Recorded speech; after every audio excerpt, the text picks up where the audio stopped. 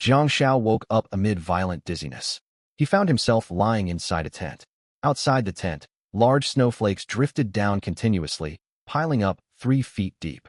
Frigid winds cut sharply, stinging the skin like countless steel needles. I was just reading learning materials. Where on earth have I been transported? As confusion washed over him, a cold electronic voice echoed within his mind. Welcome to the Global Extreme Cold Survival Game. When the game begins, every participant will receive a random survival encampment suited for the frozen apocalypse. Encampments can range from sleeping bags, tents, and crude huts to sturdy shelters and concrete buildings. Different tiers of encampments come with distinct functions. No matter what encampment you obtain and its capabilities, lighting a bonfire shall be your top priority. This endless frozen apocalypse is deadly. Never attempt to leave your encampment. It is your final safe zone. Your mission is simply to stay alive. Friendly reminder, a massive blizzard is brewing. Gather enough strange stones to sustain your bonfire and help you endure the blizzard. How to acquire strange stones. Defeat anomalous creatures wandering across the snowfields. Jiang Zhao's head throbbed intensely, his face turning pale. I've transmigrated into the global extreme cold survival game. As a modern young man from the 21st century immersed in online novels, he adapted to this unbelievable situation far faster than most people. Nearly everyone has fantasized about transmigration, rebirth, and special abilities. After the brief moment of shock faded, he quickly checked his physical condition.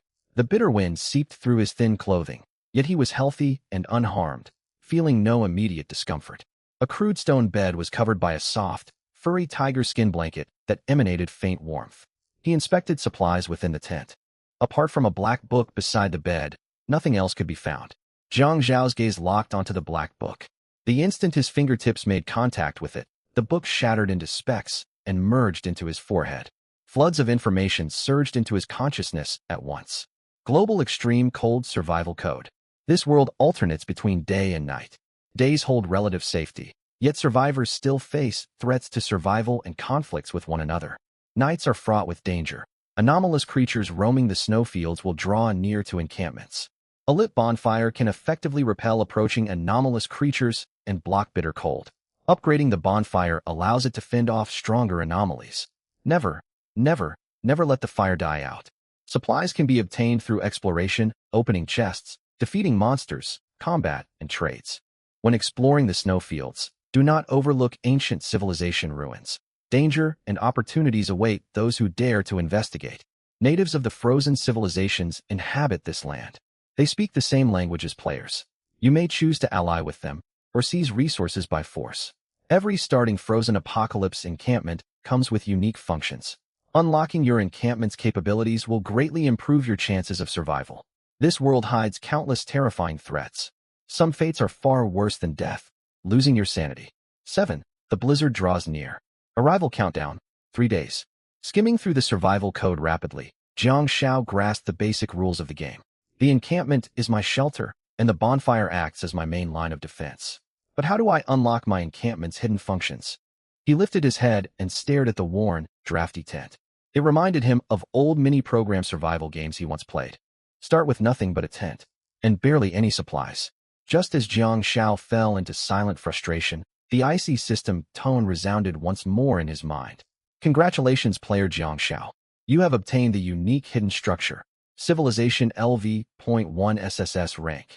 Unlocking Civilization Function List. 1.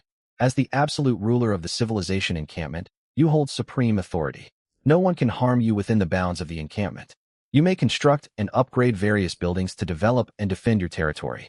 As the ruler of the civilization encampment, you can recruit survivors and sign binding partnership pacts to invite them to become permanent members of your territory. As the exclusive SSS-Rank hidden encampment, the civilization encampment consumes strange stones for construction, territory expansion, and level upgrades. Useless basic materials collected during exploration will automatically convert into practical living supplies. A unique hidden structure, an SSS-Rank civilization encampment. Jiang Xiao pinched the back of his hand hard. The sharp pain confirmed he was not hallucinating. He steadied his racing heart.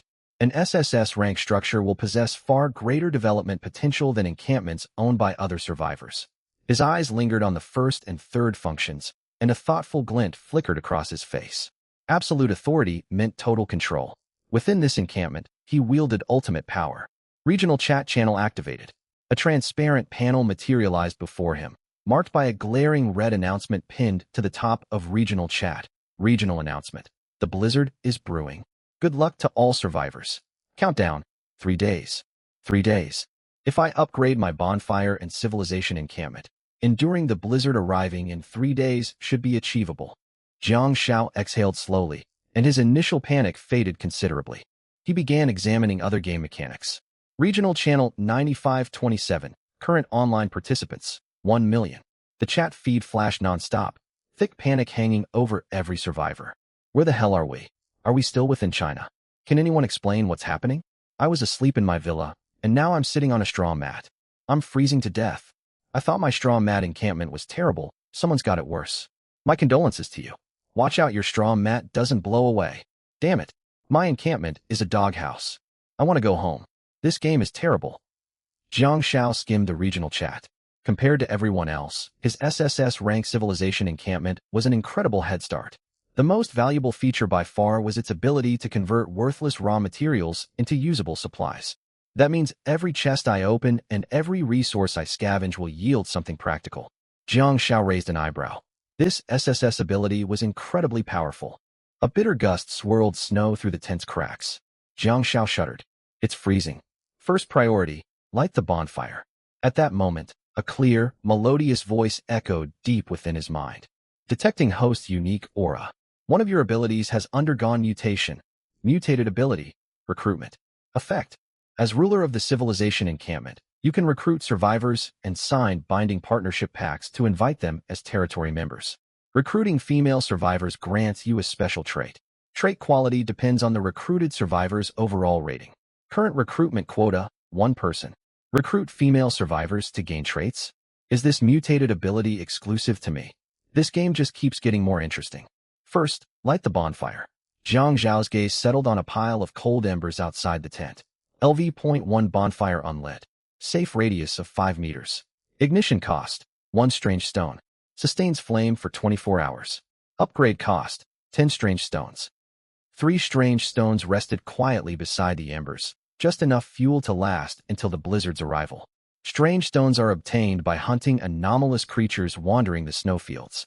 To keep the bonfire burning, I must continuously eliminate these creatures. I wonder how tough these anomalous creatures are. Jiang Shao tightened his thin coat, stepped onto the snow, and walked to the bonfire. He picked up an off-white strange stone, hesitated briefly, and tossed it into the ashes. Hiss! The moment the strange stone landed, scarlet flames flared upward. Warmth spread outward steadily. Snow near the bonfire melted away visibly. The luminous warmth covered a 5-meter radius, perfectly enclosing the only tent. This feels great. The temperature is comfortable, ideal for survival. Jiang Shao curiously reached toward the flames. No burning sensation touched his skin. A countdown hovered above the fire. 23 hours, 59 minutes remaining. In 3 days, these strange stones will burn out. If I fail to gather more, the blizzard will arrive on schedule, and I will freeze to death. I have no choice but to hunt anomalous creatures. Jiang Shao pondered. Returning to the tent and sitting on the stone bed as his body warmed up, he opened the encampment construction system. At level 1, only a limited number of buildings could be built. 4 basic structures and 1 trap were available. Basic buildings: city wall, farmland, arrow tower, wooden hut trap, hunting trap. Hunting traps cost merely 2 strange stones to build, yet they were single-use only. Even the cheapest basic building, the arrow tower, required 10 strange stones. Spending 2 stones for a trap that only yields 1 stone in return is not cost-effective. Jiang Shao shook his head and abandoned the idea of building traps for now. With no immediate need for construction, he reopened the regional chat channel and caught sight of a message. Everyone, do not waste your starting strange stones. The 3 stones given at the beginning barely last 3 days. If you cannot hunt anomalous creatures, you will not survive the blizzard. Our best option is cooperation. Pool all strange stones together. We can upgrade bonfires and maintain the flames. He checked the sender's name, Lin Ming, a sharp thinker. But why would anyone hand over their precious initial strange stones to him? Jiang Shao sighed. The plan sounded good, yet it was unrealistic. Sure enough, many replies mocked him immediately. How do we know your encampment won't kick us out once we hand over our stones? I can't trust you. You think everyone will blindly follow you? Lin Ming replied. Suit yourselves. Stop complaining. My encampment is an A-rank construction site metal hut that boosts physical strength. When anomalies come, I won't save any of you cowards. His words won over several survivors. I trust you. Independent survival is impossible in this frozen apocalypse.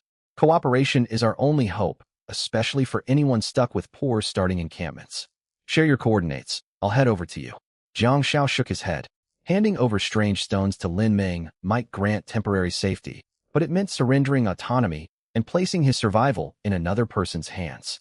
Amid the scrolling messages, a familiar name caught his eye. Chen Xiao. Does anyone have extra strange stones? I'll trade my watch for them. It's a Van Cleef Arpels Pont de Amours, originally worth 1.2 million. Chen Xiao is in the same region as me. Jiang Xiao raised an eyebrow. She was his university classmate.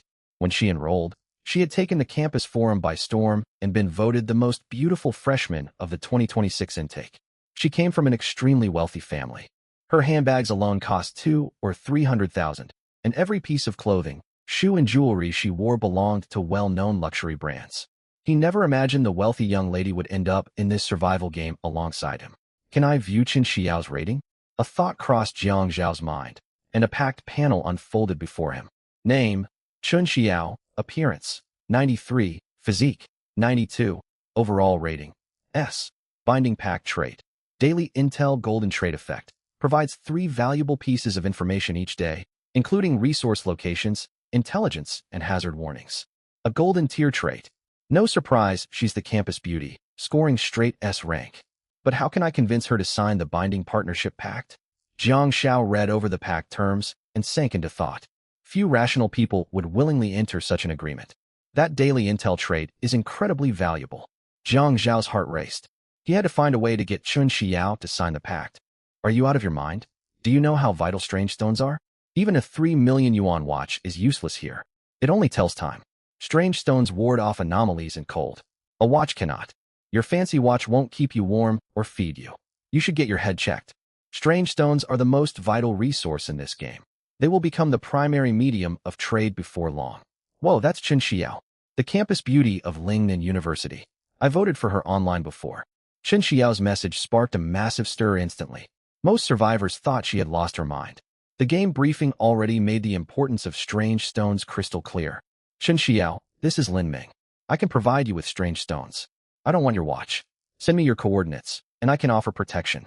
Lin Meng's message flashed across the channel. Jiang Zhao's pulse quickened.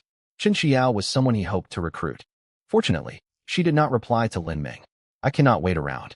Whether I eventually reach an agreement with Chen Xiao or not, improving encampment living conditions is my priority. Once the encampment becomes a comfortable safe haven, more survivors will seek refuge here. At the beginning of the game, most players still clung to modern social values. But as time dragged on, priorities would shift. If he wanted to convince Chen Xiao to enter the partnership pact, his best chance would come when she fell into despair. Stepping out of the tent, he surveyed his territory. The bonfire's warmth melted snow within the safe zone, forming an invisible barrier against raging blizzards. Falling snowflakes dissolved mid-air before touching the ground. Beyond the encampment boundary, snow piled up to ankle depth. Even separated by the bonfire's warmth, piercing cold washed over him. I'll explore the nearby woods first to check if any treasure chests have spawned close by. Jiang Xiao glanced at his clothes, the gray cotton coat provided by the system upon arrival. Its cold resistance was fairly mediocre. The instant he stepped outside the bonfire's warm radius, piercing wind mixed with snow cut into him like silver needles, stinging his palms and cheeks. Hiss! It's freezing. Jiang Xiao exhaled white mist and pulled his collar tight. Without the bonfire, no human could survive a single night in this bitter wind. Current temperature, 27 degrees Celsius. I must hurry and not waste time. Jiang Xiao decided to scout the woodland first. As for the jagged, distant mountains, he planned to avoid exploring them for now. Trekking there would waste stamina with no guarantee of rewards. The woodland was far easier to traverse. Before long, he had walked 100 meters, leaving a trail of footprints in the snow. The woods covered a small area, making exploration manageable. Soon enough, he spotted a raised mound of snow beneath a dead tree. Brushing away the snow, a faintly glowing treasure chest came into view. A treasure chest. Jiang Zhao's excitement surged. He tucked the chest against his chest. He continued searching and uncovered 2 more white tier treasure chests within the woodland. Cold threatened to overwhelm his body, so he turned back to the encampment without delay. He lined the 3 white chests in a row. This starting gray cotton coat offers limited cold resistance. I can only stay outside for roughly 30 minutes before risking hypothermia. Warmth seeped back into his body as he rested, yet anxiety lingered. This served as a stark warning. Without the bonfire's protection, no human could survive long in this frozen wasteland. Accumulate strange stones and upgrade the bonfire. That was the highest priority for the early game. Upgrading the encampment could wait. Open them. Jiang Shao rubbed his cold hands and unlocked all 3 chests at once. Steamed wheat buns times 2, 300 milliliters mineral water times 2, watermelon knife times 1. I've obtained a weapon. Thanks to my encampment's ability, worthless loot automatically converts to useful supplies. I'll never pull completely useless junk. This power is game-changing. Jiang Shao brightened, gripping the watermelon knife and swinging it a few times. It felt balanced and handy. He placed the knife beside his bed, picked up one still warm steamed bun and bit into it. Rich wheat flavor filled his mouth. He washed it down with mineral water and finished one bun, letting out a satisfied belch. This ability means every construction and upgrade relies on strange stones obtained from hunting anomalies. It has its pros and cons. After eating and resting briefly, Jiang Shao resolved to venture outside once more. Above all, he needed to confirm the safety of the surrounding territory. Run back to camp immediately if you encounter danger. He grabbed his weapon and stepped out beyond the reach of the campfire once more. He ventured into the boundless snowfield. After climbing a steep snow slope, a deep gully came into view. At the bottom of the gully rested a treasure chest shimmering with faint emerald light. A green tier treasure chest. Jiang Shao held his breath. Treasure chests of white tier only yielded basic supplies, most of which were converted into food. To obtain useful resources, he needed to open higher-grade chests. Suddenly, a sense of dread washed over him. A suppressed low roar echoed from deep within the gully. Thick snow erupted skyward as a pitch-black, monkey-like creature burst from the ground, circling restlessly around the green treasure chest. Its face resembled a demonic ghoul, a terrifying sight to behold. A strange entity. Jiang Zhao's heart hammered wildly. Even armed with a watermelon knife, he dared not engage this creature in close combat. Any injury would spell catastrophe in this frigid apocalypse, where medicine was extremely scarce. As for sliding tackles, that was nothing but an online joke. Trying it for real would simply get him devoured. Retreat. Jiang Shao made a quick decision and backed away. Back at camp, he still trembled with lingering fear.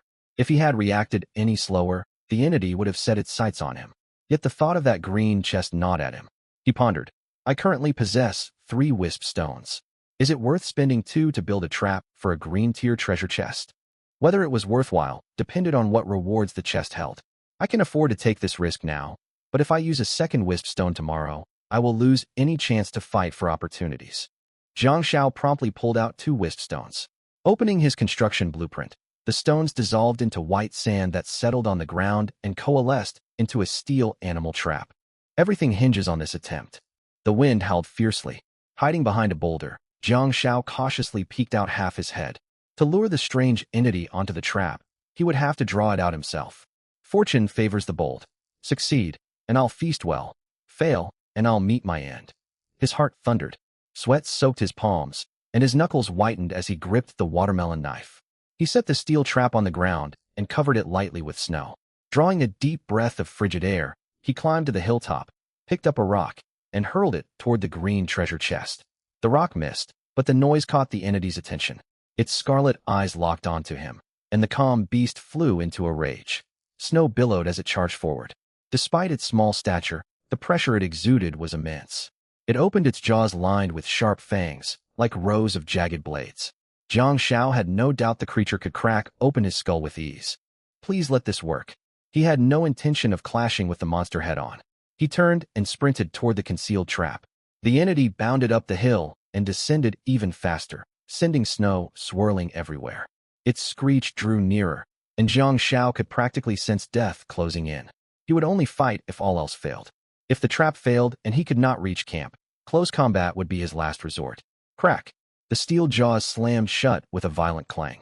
The entity let out a cry akin to an infant's wail. Jiang Shao spun around, elation flooding his features. It worked. He could hardly believe his luck. He had expected to need 2 or 3 attempts at minimum. Instead, it succeeded on the first try. The steel trap clamped tight, crushing the entity's legs. It struggled frantically, yet could not break free. Thick, foul-smelling black blood stained the snow. Jiang Shao exhaled and stepped forward, slashing the watermelon knife across the creature's neck. The entity twitched a few times before falling still. To make certain it was dead, he stabbed its body several more times. Only then did he relax. What's this? As the creature perished, 2 clusters of milky white light floated out of its corpse. He recognized one cluster, a wisp stone, the vital material needed to sustain campfires. The other wrapped around a scarlet sphere of flesh. When he reached out to touch it, information surfaced in his mind. Rare item name: ghost-faced monkey flesh seed. Rare item tier: green. Item description: dropped upon slaying a ghost-faced monkey. Planted in farmland. Maturation cycle: 3 days. Consumption grants a minor boost to physical fitness. Note: guaranteed rare item drop for the first regional kill. It looks grotesque, but anything edible counts. Better yet, eating this flesh can strengthen my body slightly. Joy flickered across Jiang Zhao's face. He stowed the wisp stone and ghost-faced monkey flesh seed securely in his coat. Confirming no other strange entities lingered, he grabbed the treasure chest and fled. He ran all the way back to camp. The moment the warm campfire wrapped around him, his body went limp. He sank onto the ground, wiping sweat from his forehead, still shaken by what had transpired. Everything has a first time. I'll grow accustomed to hunting these creatures eventually. He rubbed his warming palms and fixed his gaze eagerly on the treasure chest. Let's see what rewards await me. Don't disappoint me. He placed his palm on the chest and muttered, "Open." The lock clicked crisply, and the lid swung open. 5 soft glows floated out, 1 blue, 1 green, 3 white, drifting around the chest. Ding. Congratulations on obtaining. Heavy crossbow green ×1, armor-piercing bolts green ×5. Ding. Congratulations on obtaining. Blueprint, primary snow water purifier blue ×1. Ding. Congratulations on obtaining. Fluffy quilt white ×1. Ding. Congratulations on obtaining. Flint white ×1. Ding. Congratulations on obtaining. Grilled meat set ×1. Wow, I hit the jackpot. An enormous gain. Jiang Shao picked up the heavy crossbow. Whoa, it was surprisingly heavy. The armor-piercing bolts were even more impressive. Forged entirely of iron, each bolt featured a slender, cross-shaped sharpened tip glinting coldly. 5 bolts. If I can take down 5 strange entities, that's 5 more wisp stones. If the bolts are reusable, I'll have a steady, reliable source of wisp stones. Excitement surged through Jiang Shao. Next, he picked up the primary snow water purifier blueprint. As a blue-tier blueprint, it guaranteed the purifier's quality, and its crafting cost of 5 wisp stones made it reasonably cost-effective. Building a snow water purifier is still too costly for now. I should construct arrow towers first. Once I have a stable supply of wisp stones, I can craft the purifier. Jiang Shao thought to himself. Safety and living comforts were both necessities. He carefully stored the food beneath his tent. He saved 1 steamed bun to eat later in the afternoon. For the rest of the daylight hours, he first gathered firewood and stacked it by the tent entrance, then practiced shooting. Testing confirmed that the bolts could be recovered and reused. As dusk fell, heavy dark clouds blanketed the sky. Thick darkness slowly swallowed the world. The campfire stood as the sole safe haven. Inside the comfortably warm camp, Jiang Shao gathered firewood and lit another fire. He stacked stones to form a flat slab and tossed a chunk of fatty meat onto it to render oil slowly. While waiting for the fat to melt, he leaned back casually, placing the crossbow within easy reach. The aroma of rendered beef fat drifted through the air, calming his mind. The scent of roasted meat filled the tent. This is bliss. Jiang Shao no longer felt the raw tension he'd experienced upon arriving in this world. He relaxed completely. Seizing the lull, he leisurely opened the regional chat channel. To gauge how well he was surviving, comparing his circumstances to the other survivors was telling. At the start of this ordeal, every survivor received 3 wisp stones, so few people complained about the bitter cold. A small number of forward-thinking survivors sought to purchase wisp stones, while most struggled desperately to find food. I haven't eaten all day. I'm starving. Can anyone lend me some food? I'll repay you handsomely once I get back on my feet. Damn it. I searched hard and found 2 chests, yet all they dropped were upgrade materials. Can chests really spawn food? I have money. Who's willing to sell me food? I can pay 10,000, 50,000. We can negotiate the price. I'll transfer the money once we return to our original world. Just then, Lin Ming appeared in the regional chat and posted a photo. In the picture, several young men sat around a campfire eating. His supplies included 3 loaves of bread and a bottle of mineral water. His caption read, "Cooperative survival is the only way to endure this ordeal. Otherwise, no one can stand against the strange creatures roaming the snowfield. Our group has accumulated 18 wisp stones, enough to sustain us. After a full day of searching, we've stockpiled plenty of food. We are recruiting female survivors now. I, Lin Ming, firmly believe in cooperation. Anyone who comes to my shelter will be treated fairly." Lin Ming's post instantly stirred up the regional chat. Whoa, people actually went to join him. I thought it was all empty talk earlier. So many mocked him this morning. Bet those people are stunned right now. Hey, are you still taking new members? I've got 2 wisp stones left. I'm a woman, but I don't know how to get there. The snowfield is way too dangerous. Can you come pick me up? I'm terrified out here. Chen Xiao. Lin Ming, would you trade some food for upgrade materials? Lin Ming, who had gone quiet, replied immediately. Chen Xiao, I have no use for upgrade materials. I pursued you for ages back in school. If you agree to be my partner, I'll give you some food. Ugh, that's shameless. Taking advantage of her desperate situation. At least he has the means to make that offer. What about you? You can't even get Chen Xiao to acknowledge your name. Chen Xiao, that's impossible. Lin Ming, Chen Xiao, why resist? In this frigid apocalypse, survival comes first. Only those who live on have a future. Right now you only lack food, but once your initial wisp stones run out in 3 days, you'll lose both food and warmth. Lin Ming, I'll give you until tomorrow to think it over. Once tomorrow arrives, it will be too late. Chen Xiao, you're going too far. This guy knows what he's doing. Why didn't I think of attracting people by showing off supplies? A faint smile tugged at Jiang Zhao's lips. He activated the chat camera, photographing the grilled meat set, dipping sauce, and beef sizzling on the stone slab, then uploaded the picture to the regional channel. His caption, Day 1, just enjoying a casual grilled meat feast. Luck's been on my side. Stumbled on a chest, and got plenty of great loot. Enough said, you have to taste grilled meat to understand how good it is. Pure humble bragging. If Lin Ming's message was a pebble tossed into a lake, Jiang Zhao's post was a bomb that drained the entire water body. After a brief silence, the regional chat exploded. Is this guy for real? How can anyone eat grilled meat on the first day? What am I seeing? A full grilled meat set, even dipping sauce.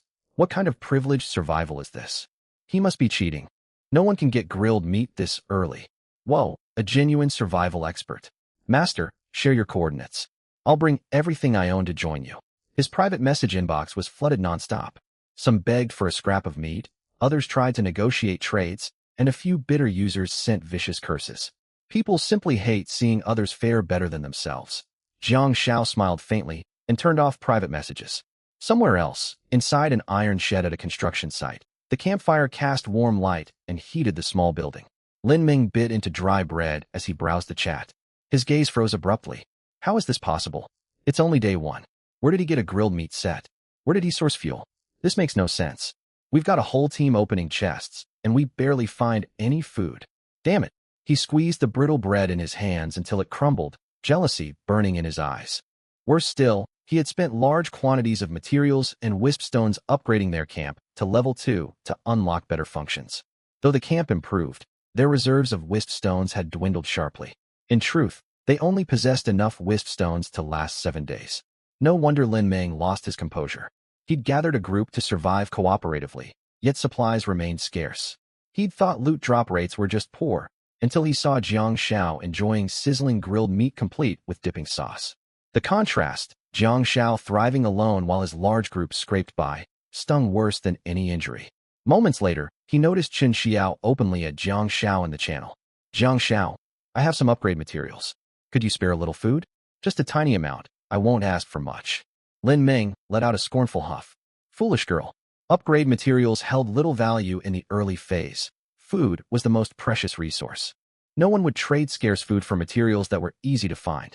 To his surprise, Jiang Zhao agreed. Is he out of his mind? Trading food for upgrade materials? Lin Ming muttered. Then he read Chen Xiao's follow-up message. Thank you, old classmate. You're different from everyone else. You closed private messages, so I'll send you a friend request. A strange twinge of unease shot through Lin Ming. Old classmates. Inside the tent, Jiang Zhao picked up a piece of cooked meat with a simple wooden utensil. He dipped it in sauce and chewed slowly as he thought. He agreed to trade with Chen Xiao mainly to test whether goods received via trade could be converted through the camp's 4th function. If conversion worked, he He could secure an endless supply of daily necessities through trades and never worry about provisions again. There was another factor as well. A gentle smile spread across Jiang Zhao's face as he read Qin Xiao's message. Truth be told, I am just an ordinary person, same as everyone else. He admired her greatly. Jiang Xiao, I never expected we'd end up in the same region. This is wonderful. I have timber and plastic. How much do you want? I only need a small portion of food. Jiang Xiao, are you there? He accepted Qin Xiao's friend request, and messages poured in right away. Jiang Xiao grinned. People claimed the school beauty was cold and aloof. She seemed plenty enthusiastic now. Let's start with trading 1 unit of timber. He kept her waiting for several minutes, and replied once he finished eating. Great. I was afraid you wouldn't agree to trade. Qin Xiao's mood swung wildly. He traded a small piece of roasted meat for 1 unit of timber. The instant he obtained the timber, a system notification popped up. Ding. You obtained 300 milliliters mineral water times 1. It works just as I hoped. Delight lit up Jiang Zhao's face. With this method, he would never need to stress over daily supplies again. I'm willing to purchase all your materials. But you must understand how valuable food is, especially nutrient-rich grilled meat. Jiang Xiao replied promptly. I understand. Qin Xiao replied instantly. Can you give me a bit more food? Jiang Zhao's lips curved upward, his mind racing. Qin Xiao came from a wealthy family and had been voted the campus beauty. Her looks and figure outshone many celebrities groomed by agencies. Though trapped in this disaster, she had not reached the point of abandoning her principles to survive. Lin Ming had acted far too hastily. The wisest approach was to wait until her mental defenses wore thin before offering aid. So he responded firmly. Chun, trading food for your upgrade materials is already a favor, seeing we're old classmates. You need to recognize your current situation. You are the one who needs this trade, not me. Upgrade materials are common, but grilled meat is a rare luxury. Jiang Xiao planned to form a long-term partnership with Qin Xiao, yet he refused to waste precious food on upgrade materials that were abundant early on. Even though those materials could be converted into daily goods for him, for everyone else, food was a resource that meant life or death. I see. Out in the freezing wilderness, a small campfire flickered beside a run-down wooden hut, empty inside. Qin Xia huddled in the corner, wrapped in a new cotton coat. Darkness had descended. Faint footsteps and muttering voices drifted from the shadows beyond the reach of the campfire. She curled up her body. Her tongue brushed her lips as she savored the lingering taste in her mouth. The small piece of roasted meat was far from enough to fill her stomach. Instead, it intensified the gnawing hunger already plaguing her. When she saw the message sent by Jiang Xiao, Qin Xia hugged her knees tightly. Her cool face clouded with grievance. Her comfortable old life was gone forever, and the title of campus beauty now only drew unwanted attention from dangerous strangers. Her private message inbox was once filled with unpleasant remarks. Though she had long since closed private messages, the memory of those disturbing notes filled her with revulsion, unease, and sorrow. Truth be told, she had grown accustomed to unkind comments. Before she was transported to this world, she often posted attractive photos on short video platforms, and offensive messages were unavoidable in her back inbox. But that had been a peaceful era. Most people only dared to make harsh remarks behind the safety of the internet. Things were drastically different now. If her coordinates were leaked, Qin Xia could easily imagine what fate awaited her. A wave of unprecedented panic washed over her. It felt as if almost everyone in the world had lost their minds overnight. The only person she could treat as reasonable was Jiang Xiao. He had never given her extra food simply because she was a former classmate and the campus beauty. Their strictly fair trades, rather than irritating her, brought her a strange sense of reassurance. She dumped all the upgrade resources she had collected throughout the day into the trade crate to complete the exchange with him. A small portion of roasted meat materialized before her eyes. Slices of beef, pork chops, and chicken thighs seasoned with barbecue spices released a rich aroma. Qin Xia quickly picked up a slice and popped it into her mouth, chewing slowly. Sweet, spicy, and savory flavors burst across her tongue. After all her distress, a powerful surge of happiness and contentment welled up inside her. Thank you. Qin Xia sent the reply to Jiang Xiao earnestly. 5 minutes passed, then 10. There was no reply, not even a single notification. Qin Xia blinked. Isn't he going to answer? In the past, almost everyone replied to her messages eventually, even if they took their time. Jiang Zhao's cold silence left her feeling restless and anxious. Life really is plain and uncomplicated. Jiang Xiao basked in the warmth of the campfire, stretching out his legs comfortably. Beside him lay a mountain of supplies. Bread and mineral water formed the basics, alongside instant noodles and sausages. There were also drinks and snacks. He had gained 2 additional barbecue sets, a beef hot pot set, a lamb hot pot set, and a 5-pound chunk of fresh pork. Beyond food, he owned 2 packs of salt, a medium-sized iron pot, and an old metal mug. Thanks to the 4th function of his camp, useless items brought within its bounds were converted into edible supplies. He buried several bottles of cola and Sprite in the snow outside the campfire. After some time, he would have chilled drinks to enjoy. He tidied up trash and spread a newly obtained quilt over the hard bed. Food and shelter were now secured. As for Chun Xia's inner thoughts, Jiang Shao paid them no mind. His plan was to offer her a glimmer of hope first.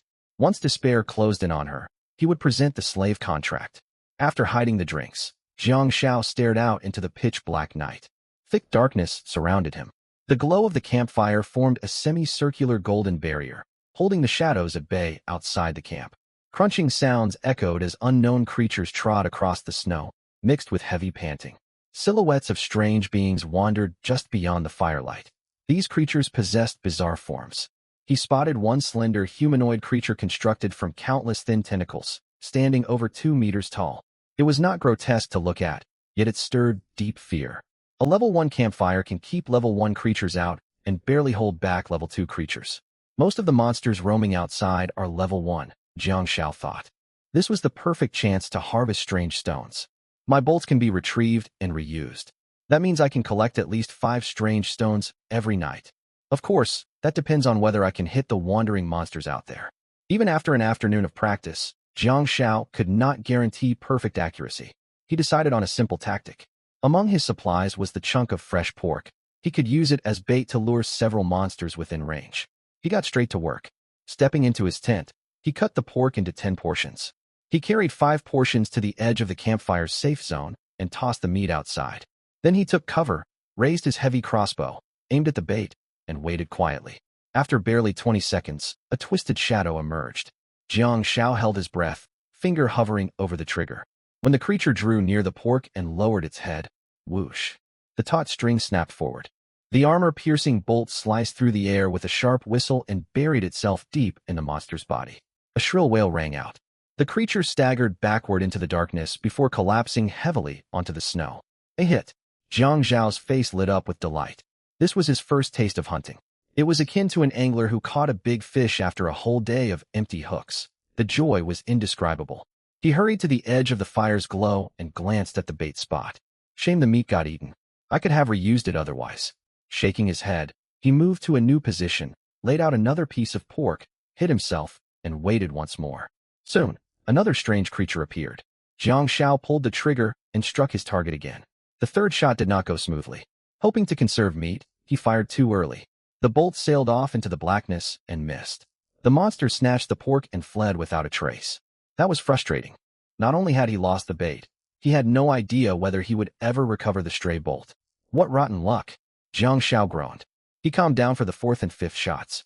He waited until the monsters bent down to feed before firing, landing both strikes cleanly. Darkness receded like a retreating tide, revealing a gloomy dawn. The campfire burned low. Unable to sleep, Jiang Shao stepped closer and stared at the nearly spent strange stone fueling the flames. Once the strange stone burns out, the warmth vanishes. The campfire acts as a protective barrier, and the camp is my shelter. Survival in this frigid apocalypse hinges on the campfire and camp. When the fire dies, bitter cold and danger will close in. Due to the unique properties of his camp, everything he owned relied on strange stones. His survival was completely different from other survivors. Luckily, I took down one monster last night. I also need to track down that lost bolt. He pulled his coat tighter and stepped outside the campfire's perimeter. He soon found the bodies of 4 slain creatures. The ends of the bolts jutted from their corpses. The armor-piercing bolts carried immense force, driving nearly all the way inside the monsters. He retrieved the bolts and gathered 4 strange stones, widening his range of options. A trap can restrain one monster completely. Paired with crossbow bolts, I won't need to draw out guarded creatures to fight them. Jiang Shao tossed one strange stone into the fire, and the flames blazed up instantly. After resting safely within the barrier, he grabbed his watermelon knife and crossbow and headed toward the direction the stray bolt had flown. The heavy crossbow packed tremendous power. Bolts would not stop unless they hit solid obstacles. He walked roughly 20 meters and spotted the armor-piercing bolt embedded in a tree trunk. Jiang Xiao brightened. He had feared he would search for hours, or perhaps never find it at all. The retrieval had gone far more smoothly than expected. Once he recovered the bolt, he ventured no deeper and returned to camp. He lit the fire, filled his iron pot with snow, and waited for it to melt and boil. He studied the water. It looks fairly clean, but I'll boil it longer just to be safe. Several minutes later, he poured hot water into his metal mug, then emptied a pack of bone broth noodles into the pot. While waiting, he sipped the warm water slowly and opened the regional chat channel. Regional channel 9527, current online users, 873, 941. Over 120,000 people died in one night. How is that possible? Campfires are supposed to hold monsters back. Why are so many dying? Jiang Xiao paled in shock at the plummeting user count. People were dead. Nearly 130,000 lives lost in this single region. All ordinary human beings. A nameless dread settled over Jiang Xiao. It was the fear of impending death, born from a crippling lack of security. In that moment, all beliefs from the peaceful world faded away. The staggering death toll drove home just how brutal this world truly was. The chat channel overflowed with desperate messages. This world is impossible to survive in. You have no idea what happened last night. Those terrifying creatures are endless, and no one starts with weapons. How can we fight them? The 3 initial strange stones only leave us to sink into despair and die. I miss my mom and dad. I have no food or water. I used 1 strange stone to upgrade my camp yesterday, and this is my last one. I can't hold on much longer.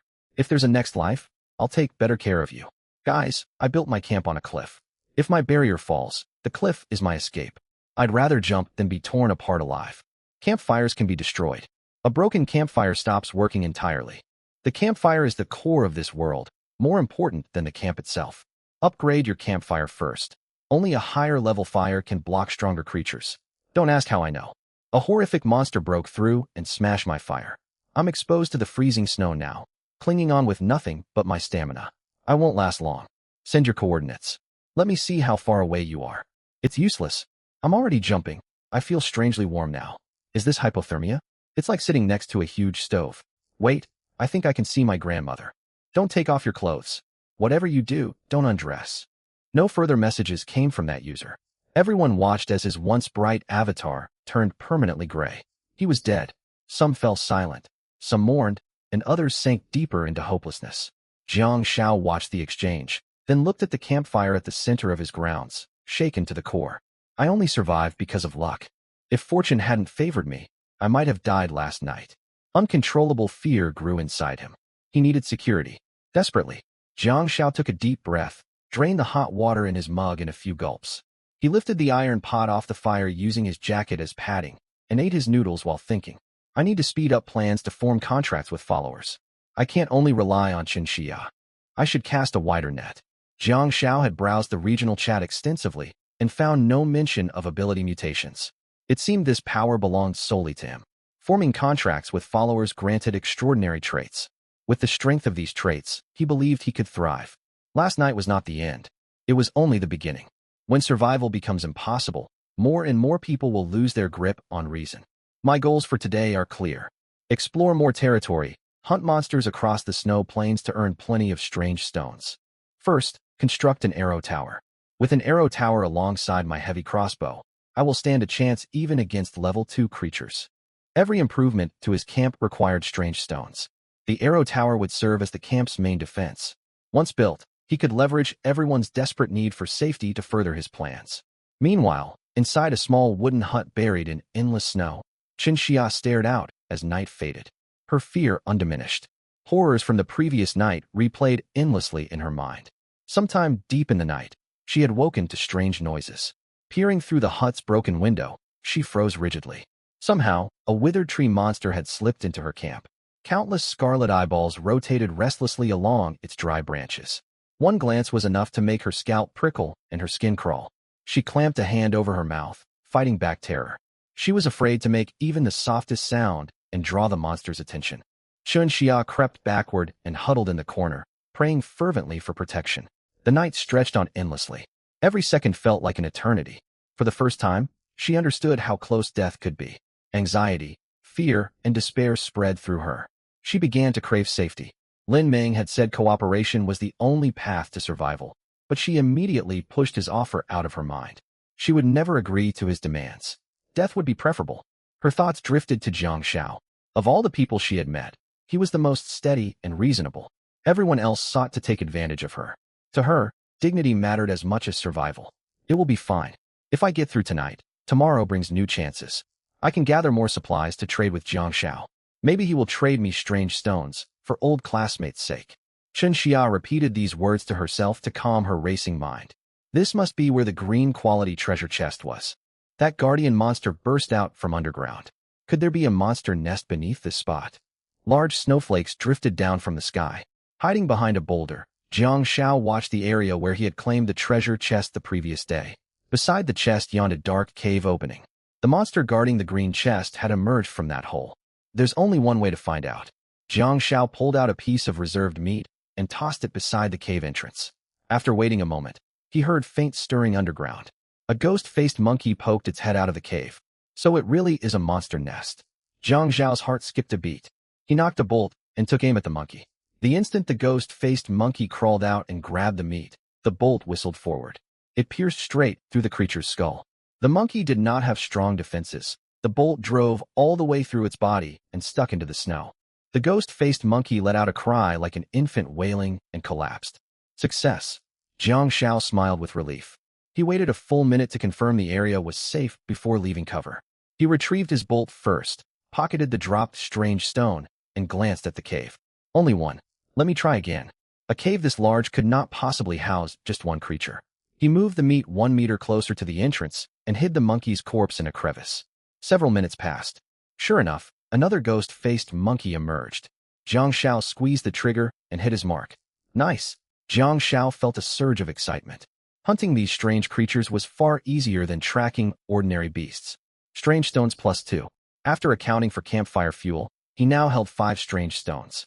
He needed 5 more to build the arrow tower. He waited for a third monster to take the bait, yet nothing appeared. Cold bit into his limbs, numbing his fingers. Jiang Xiao could no longer stay exposed. He retrieved his leftover meat and returned to camp with his newly acquired stones. 5 strange stones are enough to build a snow water purifier, but comfort improvements can wait. Safety comes first. Without reliable defenses, any construction meant for convenience is meaningless. After resting briefly, Jiang Xiao settled on his next exploration route, the snow plains beyond the forest. He had already searched the withered woods and only found a few white-quality treasure chests. No more monkeys would come out of the nest behind the hills for now. To locate more monsters, he needed to venture into uncharted land. Armed with his crossbow and watermelon knife, he stepped past the campfire's safe zone. The bitter cold crashed over him the moment he left. White fog billowed from his mouth as he rubbed his hands together. Brrr, it's freezing. This coat isn't warm enough. I can't stay outside long. I have to work fast and gather 5 more strange stones in one trip. He walked through the forest and came upon an endless expanse of snow. Rolling hills and winding gullies stretched in every direction. With no monsters in sight, where do the creatures hide during daylight? He trudged across deep snow for roughly 100 meters before a deep trench blocked his path. The twisting gully snaked onward like a giant coiled dragon. I can't climb over it. If trouble strikes, I won't be able to retreat back across. Jiang Xiao made up his mind and followed the winding trench in one direction. After walking for more than 10 minutes and climbing a gentle slope, he spotted a massive sinkhole stretching roughly the size of a football field on the horizon. Distant roars of monsters drifted upward. Jiang Xiao tensed and gripped his crossbow tightly. He had wandered so long his limbs were stiff with cold. He had finally found signs of monsters. As he drew closer to the sinkhole, the roars grew louder. He peered down and saw over 20 strange creatures gathered at the bottom.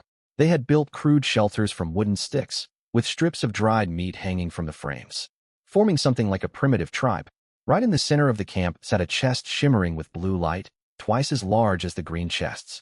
A blue-quality treasure chest. Jiang Xiao's gaze sharpened.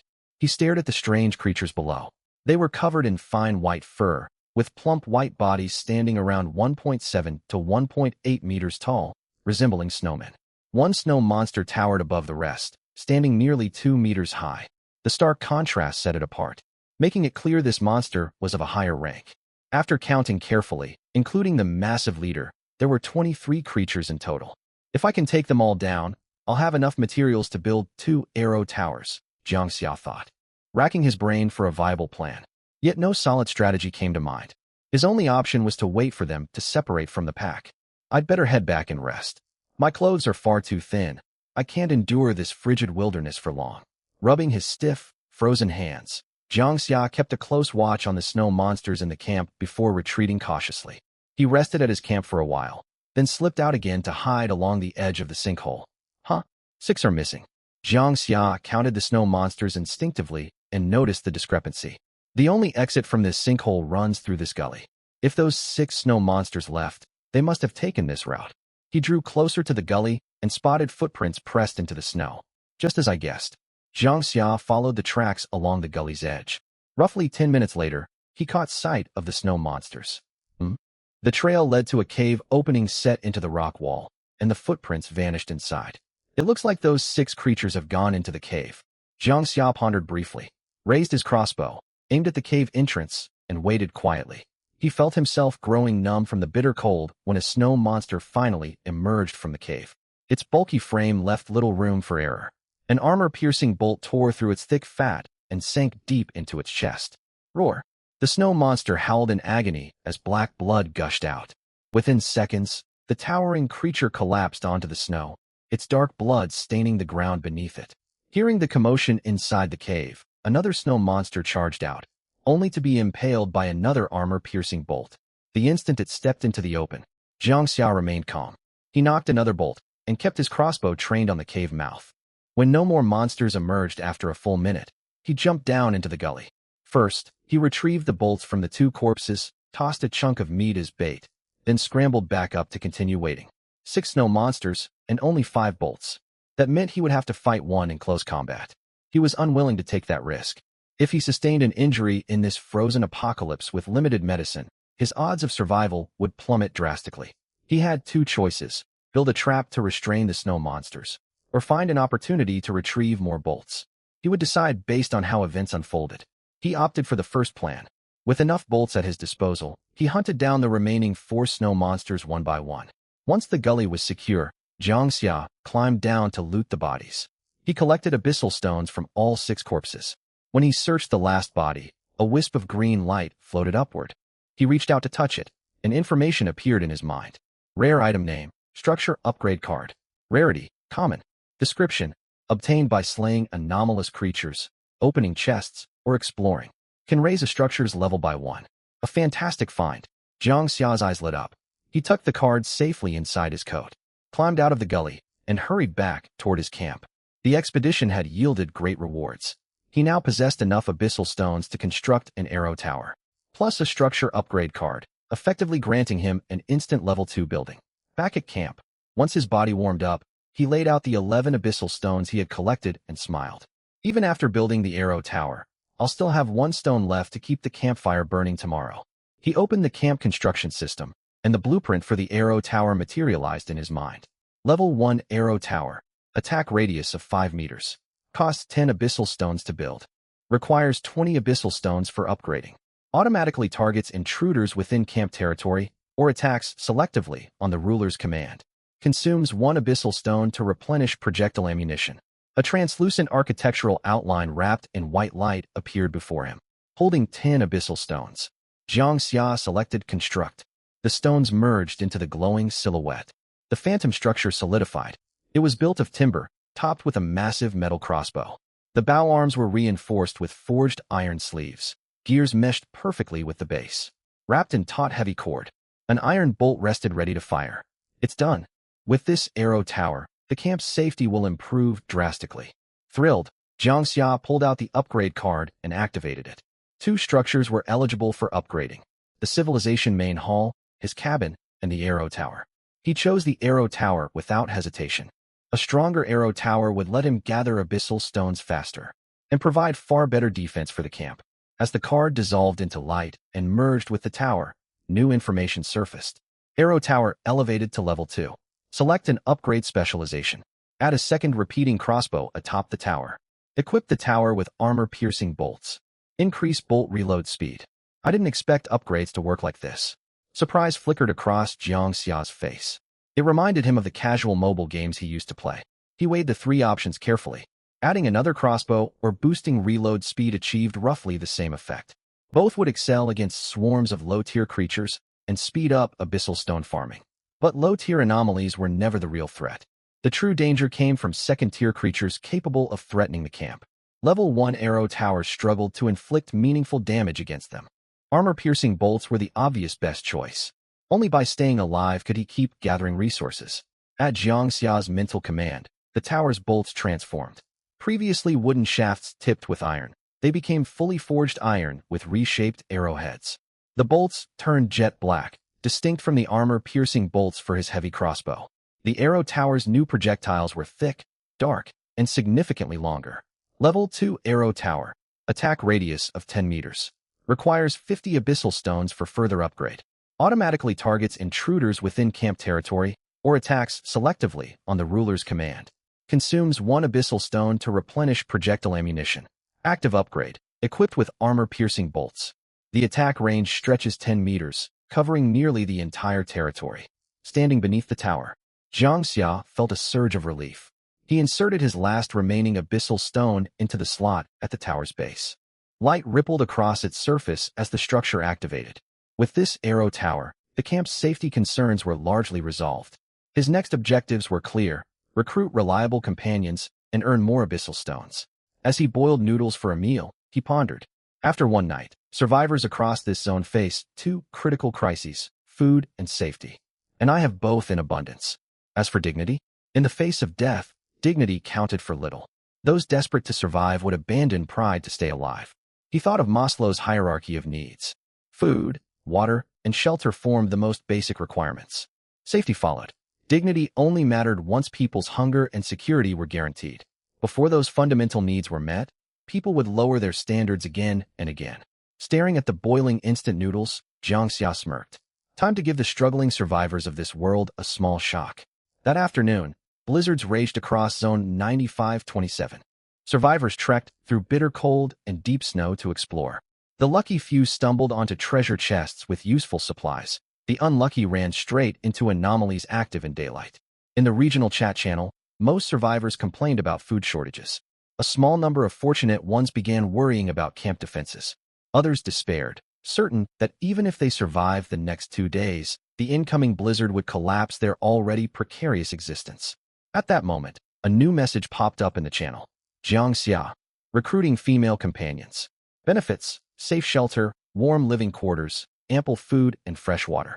Attached images, piled supplies.jpg, level 2 arrow tower.jpg, requirements, attractive appearance, and good physique. Must sign a binding partnership contract. Limited to 3 positions. Do not message if unwilling. The 2 photos showed stacks of food and bottled water, alongside a towering arrow tower. The crossbow atop it glinted darkly, looking imposing and powerful. The message instantly sparked uproar. Survivors already trapped between starvation and mortal danger were furious. When they saw the text and images, Jiangxia, how can you be so cruel? You're exploiting people in this crisis. Recruiting companions under these terms, you ought to be ashamed. Wow, I've seen all kinds of people, but never someone acting like an old-time landowner. Anyone who agrees to this is making a huge mistake. Disgusting. Preying on people when they're desperate. Ladies, we must stay independent and never submit to such arrangements. Posted a user weighing nearly 90 kilograms. That's an enormous stockpile of supplies. He's definitely a top survivor. That structure looks like an offensive defense. What tier is Jiangxia's camp? Can you accept applicants regardless of gender? Jiangxia scanned the regional chat. Nearly 90% of users were hurling insults. Yet his friend request counter read 99+. Most people talk one way and act another. Let them rage. The angrier they sound, the worse their own predicament must be. He opened his friend request list. Applications poured in from both men and women. He opened a request sent by Feng Ting. Brother Jiang, I'm an online content creator with 100,000 followers. I have good looks and a great figure, and I hope to join you. Jiangxia focused on the request, and contractual evaluation data appeared. Name: Feng Ting. Appearance: 59. Physique: 57. Rating: D. Contract trait: hardy body common. Trait effect: enhanced physical fitness. Good grief. The lowest possible rating, yet she calls herself an online beauty. Stuck living in the fantasy created by filters, it seems. Jiangxia shook his head. Thankfully, the system revealed evaluations before formal contracts. Otherwise, he might end up recruiting people far less promising than they claimed. He opened another application from Wenkai. Brother, I ride motorcycles in real life. I exercise regularly and take care of my appearance. I am gentle, sensible, and quick to learn. Her name sounded pleasant. Motorcycle riding was a plus. What interested him most were the trait bonuses, granted upon forming the contract. Name, Wenkai. Appearance, 53. Physique, 67. Rating, C. Contract trait, satiation uncommon. Trait effect, you will not feel hunger even after going long periods without eating. Small portions of food provide sufficient nutrition. A C rating. Jiang Xia felt disappointed. The trait was only moderately useful. He had no shortage of food. What he needed were traits that strengthened his own capabilities. In his opinion, Hearty Body from Fengting was more practical. He continued scrolling through applications. Many messages were overly forward, and applicants of that type usually received low ratings with mediocre traits. I should wait a little longer. The most promising candidates tend to appear later. By evening, Jiang Xia prepared a hearty dinner. He reheated leftover roasted meat from the previous night, opened a beef hot pot meal set, and placed chilled cola beside the food. He took a photo and posted it with a caption. Call this frigid survival. This feels more like a vacation. Chilled drinks, grilled meat, hot pot. Wait, is anyone out there still unable to get a hot meal? It was blatant provocation. In Zone 9527, surviving survivors huddled in empty camps, gnawed by hunger. When they saw Jiang Xia's lavish dinner, many broke down completely. After taunting the others, Jiang Xia enjoyed his roasted meat and simmering hot pot, sipping cold cola and savoring its sweet taste. His mood was excellent. He looked up toward the dark sky. Night had fallen. I hope that second-tier snow monster comes tonight. If I can eliminate it, I can slowly whittle down the rest of the snow monsters in the sinkhole. He chewed his meat as he thought, but when he recalled the low-quality applicants from the regional chat, his mood dimmed slightly. Every profile he checked had mediocre ratings and weak traits. Would he have to settle? No. The companion slots were limited. Compromise was out of the question. He fished lamb rolls from the broth, dipped them in sesame sauce, and took a bite. Delicious. Everything works out in the end. He would keep searching until he found suitable candidates. Full and satisfied, Jiang Xia grabbed his crossbow and walked over to the arrow tower. He glanced at the abyssal stone in its slot and noticed it had grown dimmer. Has the tower already shot down some anomalies? He squinted, trying to spot the creatures killed by the tower by the glow of the campfire. But human sight was limited. He could make out clear shapes only at close range. Farther targets were blurry silhouettes. Heavy snowfall across the open wilderness reduced visibility even further. Why haven't anomalies attacked my camp? So many people died the previous night. Jiang Xia could not understand. He lingered beside the tower and waited. The level 1 campfire cast a warm glow over the small territory. With time to spare, he opened the regional chat to see what other survivors were doing. Help! A huge anomaly is lingering outside my shelter. Its eyes glow like light bulbs. I think it's coming for me. Anyone else notice barely any anomalies near their camp? Am I blessed with incredible luck? After observing 2 nights, I've noticed some survivors face constant danger while others stay safe. I suspect camp location matters greatly. Some people built shelters close to anomaly nests. Others are lucky enough to be far away. Ugh, so survival here partly depends on pure luck. Jiang Xia's eyes narrowed. He thought of the anomaly nest behind the hills.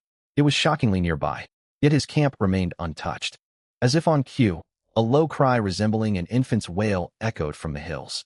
The crossbow atop the arrow tower immediately rotated. To aim in that direction, Jiang Xia tensed. 7 or 8 dark shapes raced down the snowy slope. Swish! A sharp whine cut through the air. A thick armor-piercing bolt slammed into the leading anomaly and pinned it to the snow. Perfect! Jiang Xia grinned. Swish! Swish! Swish! More armor-piercing bolts flew past the campfire into the darkness. After watching for a while, he estimated the tower's accuracy hovered around 60%. It could predict the anomaly's movement paths, yet the creatures dodged left and right to evade fire. Still, the arrow tower could afford to miss countless shots. One single mistake, however, meant death for him. The tower reloads too slowly. If larger packs of anomalies arrive, it will struggle to defend alone. Spotting this weakness, Jiang Xia raised his crossbow, knocked a bolt, and aimed at an anomaly drawing near the camp. Swish! The bolt buried itself in empty snow. The creature dodged, but an instant later, an armor-piercing bolt from the arrow tower pierced its body. Jiang Xia chuckled. You can dodge my crossbow, but you can't escape the tower. The remaining creatures rushed closer to the camp, blocked by the campfire barrier. Even so, one anomaly slipped past the flames and breached the camp boundary. No wonder so many people died. Tier 1 campfires cannot fully block all Tier 1 abnormal creatures. Some can still break through the campfire's protective range. Jiang Xia's gaze sharpened. He finally understood why heavy casualties still occurred, even with Tier 1 campfires standing guard. It was no fault of the survivors. Everything came down to luck. An abnormal creature that had sneaked into the camp pounced at Jiang Xia like a monkey. He stepped backward, raised his crossbow, and pulled the trigger. An armor-piercing arrow whistled forth, piercing straight through the creature's body. I'll need to hunt for more arrows tomorrow, Jiang Xia exhaled. He took control of the arrow tower to eliminate the remaining abnormal creatures. These monsters were low tier. Any hit from the Tier 2 arrow tower spelled instant death. Still, Jiang Xia remained cautious and stepped forward with his machete to deliver finishing blows. By now, midnight had passed. Weariness weighed on him. He planned to head into his tent to sleep and dispose of the creature's corpses at dawn. Suddenly, a roar echoed from another direction. Snow monster. Jiang Xia lifted his head, staring toward the source of the sound. He recognized that roar. It belonged to the snow monsters from the sinkhole. There was barely a sound last night. Why are they swarming out tonight? Could my daytime hunts have triggered this? Thud. A 2-meter-tall creature trampled across the snow and appeared near the camp. It did not draw close, instead circling the perimeter.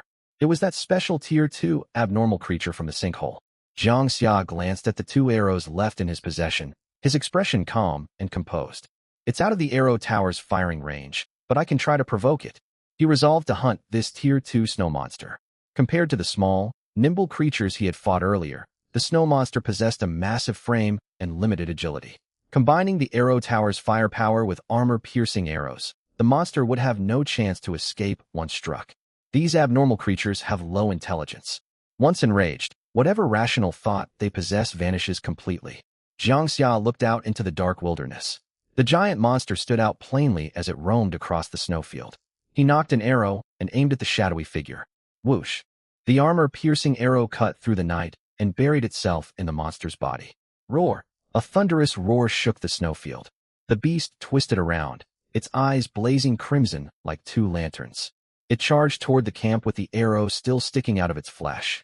Jiang Xia's eyes narrowed. Only the arrowhead had sunk into the Tier 2 creature. Most of the shaft jutted out exposed. This thing's defenses are far stronger than I expected. He immediately took command of the arrow tower, aiming along the monster's charging path and adjusting his target point to predict its movement. When it stepped into firing range, roughly 10 meters from the camp, Jiang Xia could practically feel the ferocious aura rolling off the Tier 2 monster. Whoosh! The arrow tower loosed a thicker, longer, more powerful armor-piercing arrow than the ones from his handheld crossbow. The sharp shriek of its flight cut through the air as it plunged downward, piercing clean through the monster's bulky torso. The Tier 2 creature froze upright. The massive arrow pinned it to the ground, trapping it in place. Blood gushed continuously from the wound, pooling into a sticky puddle on the snow. It's still alive. I'd better finish it off. A flicker of surprise crossed Jiang Xia's face. He locked the arrow tower's aim on the monster, and another arrow materialized, driving into its body. He waited quietly. Only when the creature stopped moving entirely did the heavy weight lift from Jiang Xia's heart. Jiang Xia skipped looting the corpse and headed straight into his tent to sleep until sunrise. His living conditions kept improving, and life was slowly looking up. He refused to risk his life through carelessness. Nights in this world demanded constant vigilance. Besides, he was alone in this area. Looting could wait until morning. At first light, he washed his face and rinsed his mouth with warm water kept over the campfire. Grabbing his crossbow, he walked first to the corpse of the Tier 2 abnormal creature. The arrow tower's arrow is gone. Jiang Xia stared at the body. The armor-piercing arrow embedded within it had vanished. Arrow tower projectiles drew power from strange stones. Presumably, once the energy sustained by the strange stone depleted, the arrow faded away. 3 items lay beside the Tier 2 creature. One shimmered with faint purple light, stirring excitement in his chest. He first stowed the strange stones in his pocket, then reached out to touch the purple glow. Information flooded his mind. Rare treasure name. Compendium of Abnormal Creatures Rare Treasure Grade. Purple Rare Treasure Description. Unlock entries for abnormal creatures in the compendium, allowing you to view detailed data on encountered monsters. Integrate into compendium? Yes/no yes. Jiang Xia chose without hesitation. When he looked back at the Tier 2 creature, A string of data floated before his eyes. Abnormal creature, snowfield beast tier 2. Description: natives of the frigid wastes corrupted by filth and mutated. Low intelligence, thick skin and tough flesh. A social species that feeds on the corpses of its own kind. They wander the snowfields after dark and rarely attack unless provoked. Natives of the frigid wastes. I nearly forgot. This frigid apocalypse holds natives who speak our language. Certain phrases in the description sparked his curiosity. What exactly is filth? Some kind of virus. Alongside a strange stone, he found another item, a blue-grade blueprint. Primary cold water heating device blue. Costs 5 strange stones to construct. Adjust water temperature to heat cold water. Requires 1 strange stone as ongoing energy supply. He thought of another blueprint he owned and retrieved it from his camp storage. Primary snowwater purifier blueprint blue. Costs 5 strange stones to construct. Melts snow and filters impurities and bacteria to produce safe drinking water. Requires 1 strange stone as ongoing energy supply. Reliable clean water and adjustable heating. In this frozen apocalypse, that's practically a luxury lifestyle. Jiang Xia set building these 2 devices as his third priority. Campfire upgrades and camp fortifications remained his top 2 priorities. The reasoning was simple. A blizzard would arrive soon, and no one could tell what horrors would come alongside it. He had to prepare ahead of time. Abnormal creature, masked monkey tier 1 description: primitive creatures mutated by filth. Dwelling underground, they live in packs. Voracious, especially fond of raw flesh. Intelligence is extremely low, yet they possess a keen sense of smell. Groups roam endlessly once night falls. 8 masked monkeys yielded 8 strange stones. Current strange stone count, 9. Earning 9 strange stones overnight was an excellent haul. He could head out hunting in the morning and upgrade his campfire afterward. He wondered what changes would unfold once the campfire reached tier 2. In high spirits, Jiang Xia poured hot water into a bucket of instant noodles, added a marinated egg and ham sausage, and set a can of iced cola beside him. Moments later, he lifted the lid. Rich noodle aroma filled the tent. This life isn't half bad. Jiang Xia slurped the noodles. Satisfaction on his taste buds lifted his mood further. He snapped a photo and posted it to the regional chat channel with a caption. Didn't have much for breakfast, just a marinated egg, a sausage paired with iced cola, simple instant noodles. 3rd day surviving in the frigid wastes. Rations are still modest, but life keeps getting better. Surely nobody's struggling to find food out there? This world isn't all that difficult. Pure unadulterated showing off. That was exactly what this post was. As soon as the message went live, survivors who had endured a sleepless, starving night broke completely. Damn you, Jiang Xia, have you no conscience? Survival is already brutal enough, and you're over here rubbing it in. Instant noodles, marinated egg, ham, plus a cold soda. What kind of dream life is this? Everyone's jealous of the private messages Jiang receives. I'm so hungry I'm this close to chewing tree bark. Why do you have such plentiful supplies? This survival world is unfair. Jiang Xia, you ought to think of others. Countless people starve while you flaunt your food. Don't you feel guilty? If you have excess supplies, share them with us, and we'll be grateful. That would be meaningful. Jiang Xia popped the cola tab and let out a mocking huff as he read the channel messages. I earned these supplies through my own hard work and risks. They are mine by right. Before we were transported here, many of you owned luxury cars and mansions with endless wealth. Did you ever offer to share with people who couldn't afford meals? Conscience. If I have none, I'll never feel guilty. He took a sip of the cold cola and lay back comfortably on his bed, savoring the quiet morning. He had posted the photo deliberately to showcase his safe, abundant living conditions, hoping to attract capable survivors. With that thought, he opened his pending friend requests. Several of the people berating him in public chat had sent requests. Unbelievable. How can they have the nerve? An old saying proved true. Shameless people get everywhere. Trees without bark are doomed to perish. He glanced at the survivor tally for Zone 9527. 780,000 people. Fewer deaths had occurred overnight, yet nearly 100,000 lives had still been lost. They still have energy to criticize me, which means survival pressure isn't harsh enough yet. Jiang Xia shook his head. It was not that he rejoiced at others' misfortune. Life and death were matters of fate. Wealth and hardship came by chance. Everyone would die eventually, including him. It was merely a question of sooner or later. He scrolled through incoming friend applications, occasionally reading the short messages attached. Requests that sounded overly demanding or conceited were dismissed immediately. Many applicants sent outrageous messages. I'm an internet influencer with 3 million followers on video platforms. I can become your loyal follower. I only ask you to provide food for me. I will cooperate with you, yet my personal boundaries must be respected. I'm sending a friend request because I'm willing to stay by your side. Can we skip signing a service agreement? Latest request. I'm already willing to rely on you for safety. What more do you want? Shouldn't men be considerate toward women? It's just food. Give it if you want, forget it if not. Their evaluation scores were either grade C or grade D. Male applicants sent equally unreasonable requests. Finding an S-rated survivor willing to enter a formal service agreement among hundreds of thousands was like searching for a needle in a haystack. Taking advantage of the frigid early morning, Jiang Xia sorted through the list and cleared out useless applications. Requests flooded in far too many to reach the bottom of the list. He was about to head out hunting when one applicant's name caught his eye. Ding Luoxian. Isn't that the school beauty senior? Could it really be her? Memories surfaced. During the freshman gala, an elegant senior had danced in traditional robes.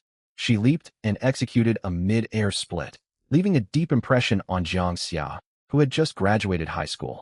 He had learned her name from the school forum. Ding Luoxian, the previous year's forum-voted campus beauty. She had stunned everyone on her first university day with her stunning looks, tall figure, graceful bearing, and that split leap during the performance. He opened her friend request. Are you still accepting followers? I only need enough food to stay alive. I eat very little and can work hard. I won't become a burden. Compared to many absurd messages, Senior Ding's application was refreshingly reasonable. Name, Ding Luoxian. Appearance, 91. Physique, 95. Rating, S. Contract trait, double supplies golden trait effect. All supplies you obtain are doubled. Jiang Xia's eyes widened in shock as he read the stats. Double supplies. Every resource he gathered would be duplicated. This trait was invaluable. More importantly, Ding Luoxian was intelligent, decisive, and pragmatic. She understood that clinging to pride amid a crisis only dragged people toward despair. Making a choice early was far wiser than stubbornly holding on until hope faded. Mutant ability, recruitment effect. As the ruler of a civilized camp, you may recruit survivors and sign service contracts to enlist their aid. Recruiting female survivors grants the ruler a special trait. Trait quality corresponds to the recruit's rating. Current recruitment quota, 1 person. My recruitment slots are limited. Daily intelligence reports offer valuable information, yet what I lack most right now are strange stones. Jiang Xia's mood lifted. He accepted the friend request and sent over a service contract, adding a note. You are my first recruit. I promise you unlimited food, hot pot, grilled meat, steaming instant noodles, whatever you want. The service contract laid out simple terms. All rights and belongings of the recruit belong to the camp ruler. Blizzard winds swept across the endless snowfield, sharp as ice blades cutting exposed skin. A rundown thatched hut stood on snow-dusted ground. Most of its roof had been torn away by gales, letting snow drift steadily inside. Ding Luoxian huddled in the corner, wrapping herself in dry grass, yet could not fend off the pervasive cold. Frigid air seeped through every gap, stinging her skin. Hunger gnawed at her stomach, bringing dull cramps. She glanced hopelessly at the campfire in the snow. The previous night, a Tier 2 monster had breached the camp and destroyed the fire. Fortunately, the creature lacked eyes and tracked targets by sound. She had held her breath and remained silent to survive. But repairing the campfire required 5 strange stones, and she possessed only 1. Restoring it was impossible. Hunger, cold, the fight to survive. These pressures eroded Ding Luoxian's will bit by bit, shrouding her in despair. Suddenly, a system notification pinged. Ding Luoxian opened the interface and saw the message came from Jiang Xia. Hesitation and shame washed over her. Her friend request had caught his attention. Should she read it or not? A bitter gust of wind carried snow through the broken roof, swirling through the hut. Ding Luoxian shivered violently and clutched her thin clothing tighter. In the face of freezing cold and looming death, the last shreds of her pride crumbled. She could not endure the bitter chill, nor could she face death. She opened the message, cheeks burning with embarrassment. The service contract's wording was straightforward, yet signing meant surrendering autonomy over her own life. A choice between death and dignity. Truthfully, she had already made her decision the moment she sent the friend request. Her hesitation only stemmed from the pride forged by comfortable modern life. Ding Luoxian stared at the crumbling hut and destroyed campfire. Even if she somehow gathered 5 strange stones to repair the fire, she lacked the strength to defend her camp. Worse still, her settlement sat near 3 abnormal creature nests. Monsters had lingered nearby every night these past 2 days. Even if they did not attack intentionally, accidental encounters were inevitable. The blizzard would arrive tomorrow. Temperatures would plummet further. She would not survive. In the shadow of death, pride felt meaningless. Only survival creates possibilities. Once dead, everything vanishes. Ding Luoxian confirmed and signed the service contract. A notification flashed in her mind. You have signed a service contract with Spark Camp. Teleportation commencing. A beam of white light descended. Meanwhile, inside the camp, Jiang Xia received a system alert. Respected ruler of Spark Camp, Jiang Xia, you have successfully recruited your first follower. Based on the recruit's rating, you have obtained the trait, Double Supplies Golden. Trait effect, all supplies you obtain are doubled. The next instant, a white pillar of light landed within the camp. A tall figure stepped out from the glow. Oval-faced, exquisite features, fair skin, a faint blush tinting her cheeks. Ding Luoxuan's mouth fell open as she stared in shock at her surroundings. One moment she had been blinded by bright light. The next, she stood inside a different camp. Such teleportation power was beyond imagination. Before her stood a decent-sized tent. The campfire radiated warmth, chasing away the bite of frost. Beside the tent rose a tall tower, topped with a giant crossbow mounting thick, black arrows as wide as a baby's arm. A profound sense of safety welled up inside her. When her gaze fell on the young man seated in the tent, a flicker of bashfulness crossed her eyes. Then confusion struck. She was certain she had seen him somewhere before. Senior Ding, long time no see. The sound of his voice stunned Ding Luoxian. She covered her mouth, staring at him in disbelief, stammering. Why you? Are you from my university? Wait, have we met? I was deeply impressed by your performance at last year's freshman gala, Senior Ding. I worked up the courage to ask for your contact information afterward. Jiang Xia stood and walked toward her. He could not deny she possessed an outstanding figure. She stood 175 centimeters tall, only slightly shorter than him. Years of dance training lent her a slender, elegant posture. I don't recall that. Ding Luoxian stepped back instinctively, her face flushing crimson. She had already made up her mind. She fought the urge to step back and waited for him to draw near. She turned her face away shyly, then took a deep breath, lifted her gaze to meet the young man's eyes, and stammered. I'm willing to give you my full cooperation. But could we wait until night? Pushing things too hastily will wear you out. Embarrassment washed over her, and she looked away again. Memories surfaced of the day at school when he'd asked for her contact information. The gap between a senior school beauty and an ordinary junior filled her with an indescribable sense of awkwardness. Is Senior Ding more eager than you? Zhang Xiao asked with a faint smirk. I'm not. Ding Luoxian flushed bright red and waved a hand beside her cheek. Senior Ding, I'm not here to fool around. We face a far more pressing problem right now, survival. The blizzard will arrive tomorrow. I plan to gather enough spirit stones today. Zhang Zhao's tone turned solemn. Romantic entanglements would have to wait until they were safe. Every game had a beginner grace period. From his deductions, that window lasted roughly 3 days. Those who had perished were likely the ones filtered out by the system. Once the 3 days passed and the blizzard descended, the game's difficulty would surge sharply. Spirit stones, I have one here. Ding Luoxian pulled out the last spirit stone left after the campfire had died down. Senior Ding, you're a lifesaver. Zhang Zhao's eyes lit up. The moment he took the stone, a passive ability activated, and one spirit stone split into two. Ding Luoxian froze, staring up at him in shock. One stone had turned into two. How could that possibly be? Zhang Xiao offered no explanation, speaking calmly. Senior Ding, this camp is humble, but it guarantees you food, water, and protection against aberrations. Still, I hope you understand your position. If you act recklessly or speak out of turn, I will leave you outside to fend for yourself without hesitation. I understand. Ding Luoxian bit her lower lip softly. Boss. Zhang Xiao nearly lost his composure. Cough, just call me boss. Understood, boss. Ding Luoxian noticed the subtle shift in his expression and the corners of her mouth tugged upward. She set aside her confusion over the duplicated spirit stone and stepped forward to link her arm through his. She could feel his body stiffening slightly, confirming her guess. A quiet smile formed in her heart. Then her stomach rumbled loudly. Her face burned instantly, and all thoughts of testing him faded away. You must be hungry. There's fire, water, and rations inside the tent. Help yourself. Now that he possessed 2 spirit stones, enough to upgrade the campfire with 1 left for fuel, Zhang Xiao intended to begin the upgrade immediately. Thank you, boss. Ding Luoxian let go of his arm and walked toward the tent. When she stepped inside, she was stunned by the stockpiled supplies. Recalling how Zhang Xiao had magically duplicated the spirit stone, countless possibilities raced through her mind. No wonder his camp was so secure. No wonder he owned such abundant resources. No wonder the tall, imposing arrow tower stood within the camp. All of this had to be tied to some special power he held. Sooner or later, Jiang Shao will recruit more allies, people prettier, more capable, and more observant than me.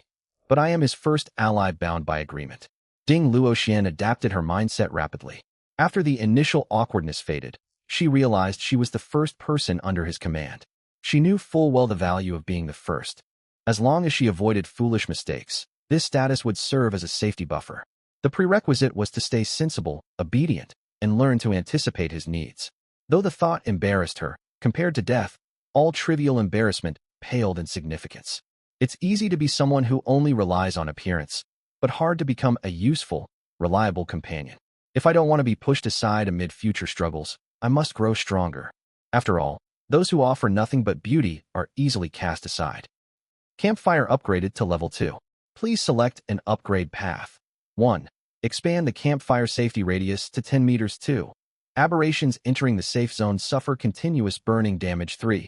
Reduce spirit stone consumption for all future campfire upgrades by 10. At first glance, option 2 looks tempting, followed by 1 and 3. But in the long run, option 3 is the optimal choice, Jiang Shao pondered silently. The camp already held a level 2 arrow tower. Even agile aberrations could be dealt with using hunting traps, so safety was largely secured. Any monster powerful enough to break through the arrow tower's defenses would barely be hindered by minor burning damage from the campfire. Therefore, option 2 could be ruled out. The 5-meter safety radius from option 1 was sufficient. Large stretches of empty land within the territory remained unused, so expansion was unnecessary for now. After careful consideration, Jiang Shao selected the third upgrade option. Level 2 campfire lit. Safety radius 5 meters. Ignition costs 1 spirit stone, sustaining flame for 24 hours. Next upgrade cost, 27 spirit stones. 10 discount applied. Upgrade active. Spirit stone cost for all subsequent campfire upgrades reduced by 10. Once upgraded, a ring of fist-sized stones lined the outer edge of the humble firewood pile, and the flames burned brighter. A level 2 campfire provided stronger resistance against aberrations attempting to breach the territory than its level 1 counterpart. After spending spirit stones on the upgrade, only 1 remained to keep the fire burning. I'm out of spirit stones again. Time to hunt for more. Jiang Zhao's gaze drifted toward the sinkhole where the snow wraiths lurked. The blizzard arrives tomorrow, and the game difficulty will spike. I have to claim that blue treasure chest. He had slain 7 snow wraiths, leaving 16 alive. Within a single day, he could wear them down one by one using bait tactics. It would only cost time. Eat first. I'm heading out. Jiang Shao entered the tent to gather equipment. First, he brought the preserved meat, his most important bait. He also grabbed his machete, crossbow, and armor-piercing arrows for self-defense. You're leaving? Unease flickered across Ding Luoxuan's newly settled expression. The camp needs spirit stones to develop. I'm going to hunt aberrations on the snow plains. Jiang Shao spoke steadily. Thanks to his passive ability doubling all loot gained, this hunt promised rich rewards. I'll come with you. I can cut wood and gather materials. Ding Luoxian stood firmly. You don't need to worry about me slowing you down. If danger strikes, leave me behind without hesitation. As she spoke, she quickly took a few more bites of instant noodles. The rich flavor bursting on her tongue nearly brought tears to her eyes. Instant noodles paired with ham and marinated egg was simply incredible.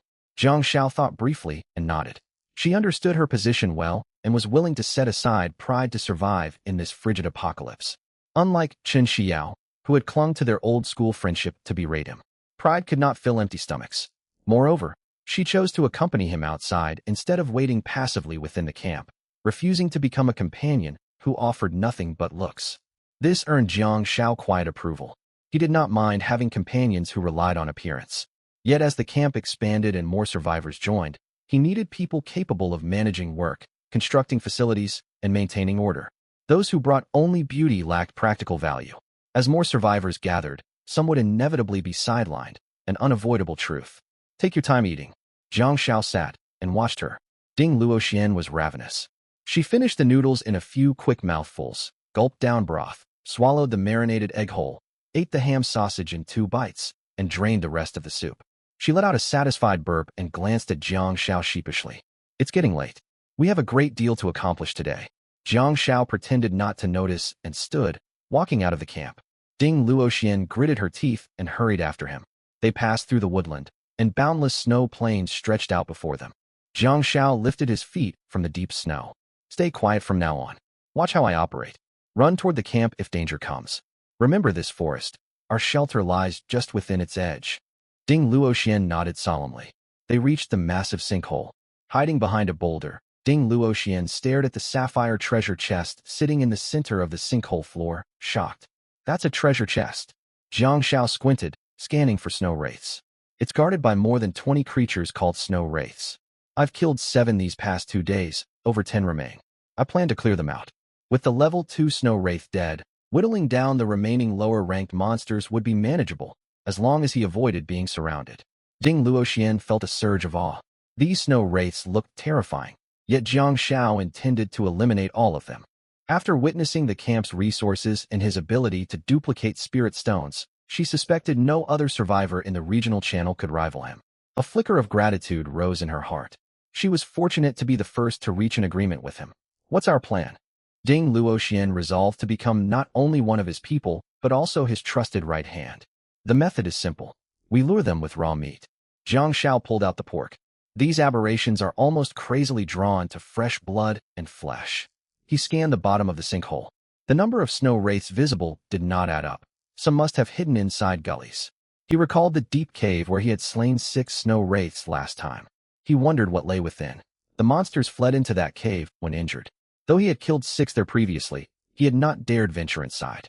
Life was far too precious to risk without a solid plan. Now that the level 2 snow wraith was dead, he could slowly eliminate the remaining level 1 variants. Perhaps he could explore the cave afterward. Let's move. After confirming 11 snow wraiths lingered in the sinkhole, Jiang Shao led Ding Luoxian to the cave entrance. 6 pale snow wraith skeletons lay abandoned at the bottom of the gully. Something has devoured their bodies. Jiang Zhao's gaze sharpened. He tossed a chunk of meat near the cave mouth. There were 16 snow wraiths in total, and 5 were likely hiding inside the cave. His 5 armor-piercing arrows would be enough to eliminate them if they emerged. Are those snow wraith remains? Ding Luoxian stared at the bones, struck by the unsettling thought that they resembled human skeletons. Yes. Jiang Shao nodded. Suddenly, heavy, rumbling breathing echoed from the cave, like a low-engine roar. A 3-meter-tall, quadrupedal snow wraith lumbered out. Information flickered across Jiang Zhao's vision instantly. Aberration, snow wraith rank. 3 description, natives of the frigid tundra corrupted by foul miasma. Low intelligence, thick, tough hides, packed dwelling. They wander the snow plains after dark and rarely attack unless provoked.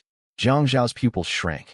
He grabbed Ding Luoxian's wrist and ran without hesitation. Ding Luoxian was confused, but seeing the alarm etched on his face, she asked no questions and sprinted alongside him all the way back to camp.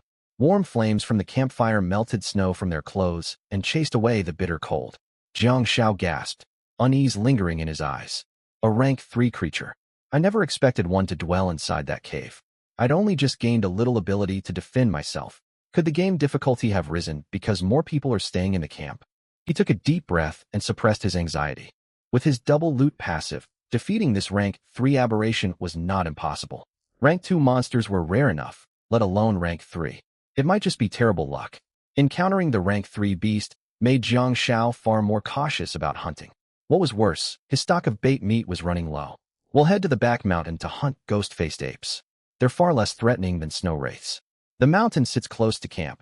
Even if we meet a level 2 ghost-faced ape, we can flee back to safety. After resting briefly, Jiang Shao set off again with Ding Luoxian. Ghost-faced apes were greedier and less intelligent than snow wraiths, making them easier prey. Hiding behind a large boulder for cover, he placed meat near the cave entrance and waited quietly. Roughly 8 minutes passed before the first ghost-faced ape emerged. Jiang Shao shot it down instantly. His skill with the crossbow grew more polished by the hunt. As soon as the ape fell, he rushed forward to collect its spirit stone. The moment he touched it, one stone split into 2 thanks to his ability. It was equivalent to hunting 2 apes for the effort of 1. The efficiency thrilled him. No wonder Jiang Shao built such a secure base and gathered so many supplies. He's far ahead of every other survivor in the region. While others struggled just to find food, he's actively hunting aberrations. Recalling how he duplicated spirit stones, Ding Luoxian felt overwhelming relief at her choice. Whatever her current position, she was alive. They returned to camp to warm up when cold, then headed out again to hunt ghost-faced apes. The cycle continued until dusk. By then, Jiang Xiao had slain 9 ghost-faced apes and gained 18 spirit stones thanks to his double loot trait. The ghost-faced ape population on the back mountain must be thinning. I waited more than half an hour for each new target toward the end. He had planned to clear the snow wraiths and claim the blue treasure chest before the blizzard hit, but the unexpected rank 3 snow wraith had ruined his plan. Still, hunting 9 apes provided decent compensation. Night is falling. You can rest first. I may need you to take watch later. Jiang Xiao worried the rank 3 snow wraith might wander toward the camp. He intended to keep vigil through the early hours. Won't you come rest too? Ding Luoxian asked softly. There will be time for rest later. Right now, we can't afford to let our guard down against the threat out there. Jiang Zhao's heart stirred, yet thoughts of the powerful aberration erased any desire to relax. He checked the spirit stone cost to upgrade the camp. Camp, Civilization LV.1 SSS grade. Upgrade cost, 20 spirit stones. Constructed buildings, city wall, farmland, arrow tower, wooden hut, hunting traps. Functions. 1. As the absolute ruler of the civilization camp, you possess full authority. No one can harm you within its boundaries. 2. You may construct and upgrade various buildings to develop and defend the territory. 3. You can recruit survivors and sign binding agreements to enlist them under your command. 4. As the unique hidden SSS grade civilization camp, you may spend spirit stones to build structures, expand territory, and raise its level. Useless basic materials you gather will automatically convert into practical supplies. He opened the building list to view spirit stone costs. Each 1 meter cube section of city wall and farmland required 1 spirit stone, a steep price. A basic wooden hut cost 5 spirit stones. He suspected higher quality housing would unlock only after upgrading the camp. Should I save spirit stones to level up the camp? Jiang Xiao pondered, then decided to build water treatment equipment first. Drinking melted snow water every day was not sustainable. Primary cold water heating device blue. Construct for 5 spirit stones. Adjust target temperature to heat cold water. Requires 1 spirit stone as fuel. Primary snow water purifier blueprint blue. Construct for 5 spirit stones. Melts snow and filters out impurities and bacteria to produce safe drinking water. Requires 1 spirit stone as fuel. The full set would need 12 spirit stones. He spent 5 spirit stones to build the purifier and inserted 1 stone as fuel. A gurgling sound echoed from the valve, and clear water flowed out soon after. BRR, it's freezing. Jiang Xiao tried to cup some water in his hand and pulled back sharply from the icy chill. We can boil this for drinking, but it's far too cold for bathing. The heating device functioned much like a water heater, powered by spirit stones. He set the target temperature to 40 degrees Celsius and connected the 2 devices together. Jiang Xiao turned on the tap again. He waited for more than 10 seconds. Clear water flowed out, warm water adjusted to 40 degrees Celsius rushing over his palms, scattering splashes everywhere. Outside the camp, piercing cold winds carried snowflakes, drifting down across the boundless snowfield. Inside the camp, warm water gurgled steadily, calming Jiang Zhao's restless mind. Who wouldn't long for a comfortable hot bath after exhaustion? He had 6 remaining strange stones, enough to craft 3 traps to deal with any Tier 3 snow monsters that might appear. He tucked the strange stones inside his coat, splashed warm water on his face, and walked into the tent. The once towering piles of supplies were neatly arranged thanks to Ding Luoxuan's tidying. The cooking area had been cleaned up and leftover food set aside.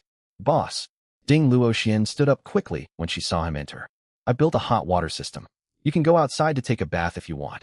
Jiang Xiao was in a good mood and took out a new set of barbecue ingredients. After your bath, roast the meat. Hot water? Ding Luoxuan's mind went blank. When she finally touched the warm current, she froze completely, lost for words. It was like a primitive human suddenly discovering fire. The shock was indescribable. At the start of this game, players only got a campfire and a run-down camp with nothing else. Everything had to be crafted from scratch. Even gathering supplies required extreme caution to avoid attacks from eerie creatures. Hot water was unthinkable. Even a steady supply of clean water was a luxury for every survivor in this region. Yet Jiang Xiao had managed to create a stable source of hot water. After 2 grueling days surviving in the freezing snowfield, a proper hot bath was enough to drive anyone wild. Boss, I want to bathe. Ding Luoxuan's eyes lit up, tinged with shyness. She did not mind staying beside Jiang Xiao. He was her junior, and quite handsome. She cared deeply about cleanliness. After 2 days struggling through the snow without brushing her teeth or washing properly, she felt deeply uncomfortable. Go ahead. I built the water purification and heating systems precisely so we could bathe. Jiang Shao scanned the dark night, then stepped into the tent, leaving the outer space to Ding Luoxian.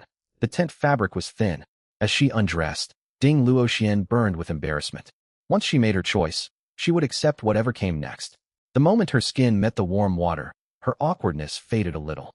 Listening to the running water outside the tent, Jiang Shao could not settle his thoughts. He recalled a thought. Some of the most anticipated moments are not exploration deep within caves, but waiting quietly, listening to running water nearby. Maybe they should eat first? As his thoughts wandered, a sudden scream came from Ding Luoxian. Jiang Zhao's expression shifted. He rushed out of the tent at once. Ding Luoxian stood there in shock. Something's coming outside. Fear overwhelmed Ding Luoxian. She paid no mind to her exposed state, consumed by terror of the unknown monsters.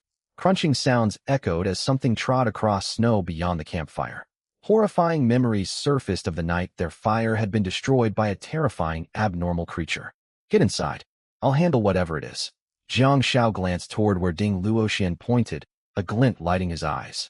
The creatures roaming the snowfield were likely snow monsters emerging from the sinkhole. He thought of the snow monster skeletons he had seen near the cave entrance, and the entry in the Monster Codex stating that snow monsters would feed on the corpses of their own kind. A conclusion quickly formed in his mind. The corpse of the Tier 2 snow monster was an irresistible lure for these Tier 1 snow monsters. Night had fully fallen. Snow monsters lingered near the camp, their bulky outlines visible even from a distance. Boss.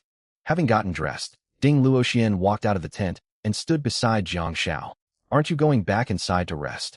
Jiang Shao glanced at her, the image he had just seen lingering in his mind.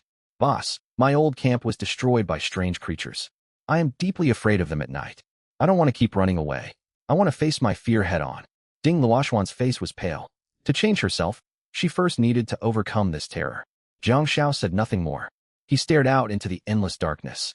An arrow tower stood within the camp, its giant crossbow glinting coldly. They're coming. After waiting roughly 10 minutes, the wandering snow monsters seemed to notice something. 3 of them moved toward the Tier 2 snow monster's body, which lay buried under snow like a rounded mound. One drew close enough to enter the arrow tower's firing range. Jiang Shao planned to eliminate every last one. He disabled automatic fire on the tower, waiting until all 3 clustered around the corpse to feed. Then he reactivated its control, letting the tower fire freely. Snow monsters were large, clumsy, eerie beings. An arrow sliced through the air with a sharp whine. Feasting unaware, one snow monster was pierced straight through by the heavy armor-piercing bolt. Tier 1 snow monsters had low defense. Jiang Zhao's crossbow could wound them easily, let alone the powerful bolts from the Tier 2 arrow tower. A second monster was struck by Jiang Zhao's own crossbow, and the third was hit by a charged shot from the tower. Only the one shot by Jiang Shao clung to life, roaring and thrashing on the snow. The 2 hit by the tower were killed instantly. Ding Luoxian watched, stunned anew by the arrow tower's power. She had not expected Jiang Zhao's plan to hunt the monsters this way, nor that the tall tower could attack automatically. Over the course of this single day, she had been shocked countless times. She felt increasingly grateful and resolved to earn her place alongside him. Don't be hasty. More snow monsters are wandering out there. We'll wait for them to draw near and wipe them out. The more we eliminate tonight, the lighter our burden will be tomorrow. Jiang Shao spoke in a low voice. Simply waiting would not work. He needed a way to draw in the monsters roaming far away. An idea came to him. He turned his head. Come with me. We're going to retrieve the corpse. Now. Ding Luoxian stared into the dark wilderness, stunned. Yes, now. We have to use the monster's own roaming patterns tonight to slay as many abnormal creatures as we can with the arrow tower. All right. Ding Luoxian took a deep breath, forcing down her fear. The moment they stepped beyond the reach of the campfire's warmth, icy winds cut into their skin like blades. The night wind was far sharper than during the day. The arrow tower covered a radius of 10 meters, and these snow monsters were not far from camp. Jiang Shao pulled out his machete and drove it into the body of the fallen Tier 1 snow monster. Keep watch for me. Warn me if anything moves. He planned to cut open the corpse and scatter its innards across the snow. The scent would drift across the wilderness and lure other wandering, abnormal creatures. Before the blizzard arrived, monsters were only moderately aggressive toward camps. The system likely gave new survivors a window to grow stronger, though some would still fall victim to bad luck. Chilling gusts swirled snow all around. Ding Luoxian hugged herself, shivering as she watched the snow monster's remains. Much of her fear faded with Jiang Xiao beside her. His presence made her feel safe. Let's head back. Jiang Xiao cut apart the body, removed its internal organs, recovered his arrows, and returned to camp. They sat beside the campfire to wait. Seeing Ding Luoxian stay by his side, Jiang Xiao thought for a moment. Start preparing the barbecue. I'm hungry. We'll eat soon. It's unlikely the Tier 3 snow monster will come tonight, but tomorrow evening is another matter. Understood. As Ding Luoxian watched pork sizzling and dripping oil on the stone slab, a faint vibration came from her system interface. She opened it and checked her friend list. A message from Chun Xiao waited for her. Chun Xiao was her junior. The two had collaborated many times at school events and grown close. After the extreme cold apocalypse descended, Chun Xiao had posted messages in the regional chat channel. They added each other as friends and often discussed survival strategies. Chun Xiao was far tougher, repeatedly venturing out to search for supplies. In contrast, Ding Luoxian often craved safety and hesitated to leave camp. That left her completely helpless when strange creatures destroyed her campfire. She opened the message, filled with despair. Senior Ding, I'm surrounded by a group of survivors. They're demanding I hand over control of my camp. If I refuse, they'll trap me here until all my supplies run dry. My camp barely has anything left, and the campfire will burn out soon. I'm certain if I give up control, they will hurt me. I can see the greedy look in their eyes. Senior Ding, what should I do? Sympathy welled up in Ding Luoxian, yet she had no solution to offer. Her own situation was worse than Chun Xiao's. She no longer held command over her own fate after making an agreement with Jiang Xiao. A fleeting thought crossed her mind. Could she persuade Chun Xiao to reach an arrangement with Jiang Xiao? She quickly dismissed it. Chun Xiao had a strong, stubborn personality and would never agree. Chun Xiao was the freshman school beauty voted on campus forums. Though she looked delicate, she was aloof and fiercely independent. Many men were drawn to the challenge of winning her over. Ding Luoxian bit her lip and thought carefully before replying. I'm sorry, Junior. I can't help you. My camp was destroyed a long time ago. Chun Xiao had not slept, most likely keeping watch outside her safe zone. She replied within seconds. What? Senior Ding, your camp got destroyed? Where are you now? Are you all right? Ding Luoxian wrote back. A Tier 2 abnormal creature ruined my camp. Repairing the campfire would cost 5 strange stones. I chose not to rebuild it and reached a service agreement with Jiang Xiao. I'm staying in his camp now. Silence followed, a heavy, prolonged pause. Nearly 3 minutes passed before Chun Xiao responded. That can't be. Senior Ding, how could you enter such an agreement? It means surrendering your autonomy and dignity. You must have been threatened by him. Tell me, I'll help you. Her worldview felt like it was crumbling. She knew Ding Luoxian rarely grew close to male classmates at school, always keeping her distance. It was unthinkable that she would agree to such a harsh arrangement. I went into it of my own free will. He never forced me. I value surviving above all else. I would not have made this choice if there was another way, but I had no options left. I am willing to sacrifice anything to stay alive. When I signed the agreement, I worried he might be cruel or unreasonable. Fortunately, I made the right gamble. Survival is brutal. If an easier path exists, I will take it, even if it means lowering my boundaries and sacrificing personal pride.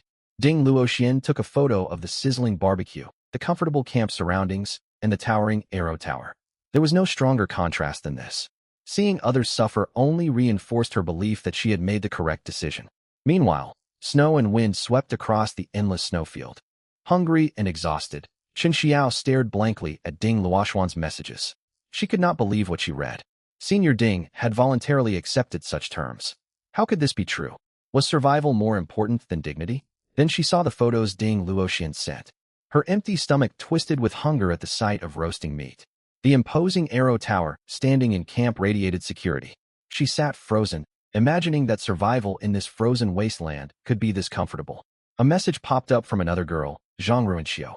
Yao Yao, Lin Meng is recruiting female survivors in the global channel. What he said makes perfect sense. Us women should stand on our own feet instead of becoming servants to others. Zhang Ruanxiu was referring to Jiang Xiao, who had posted about his living conditions online and recruited partners. She had sent Jiang Xiao a friend request, only to be rejected.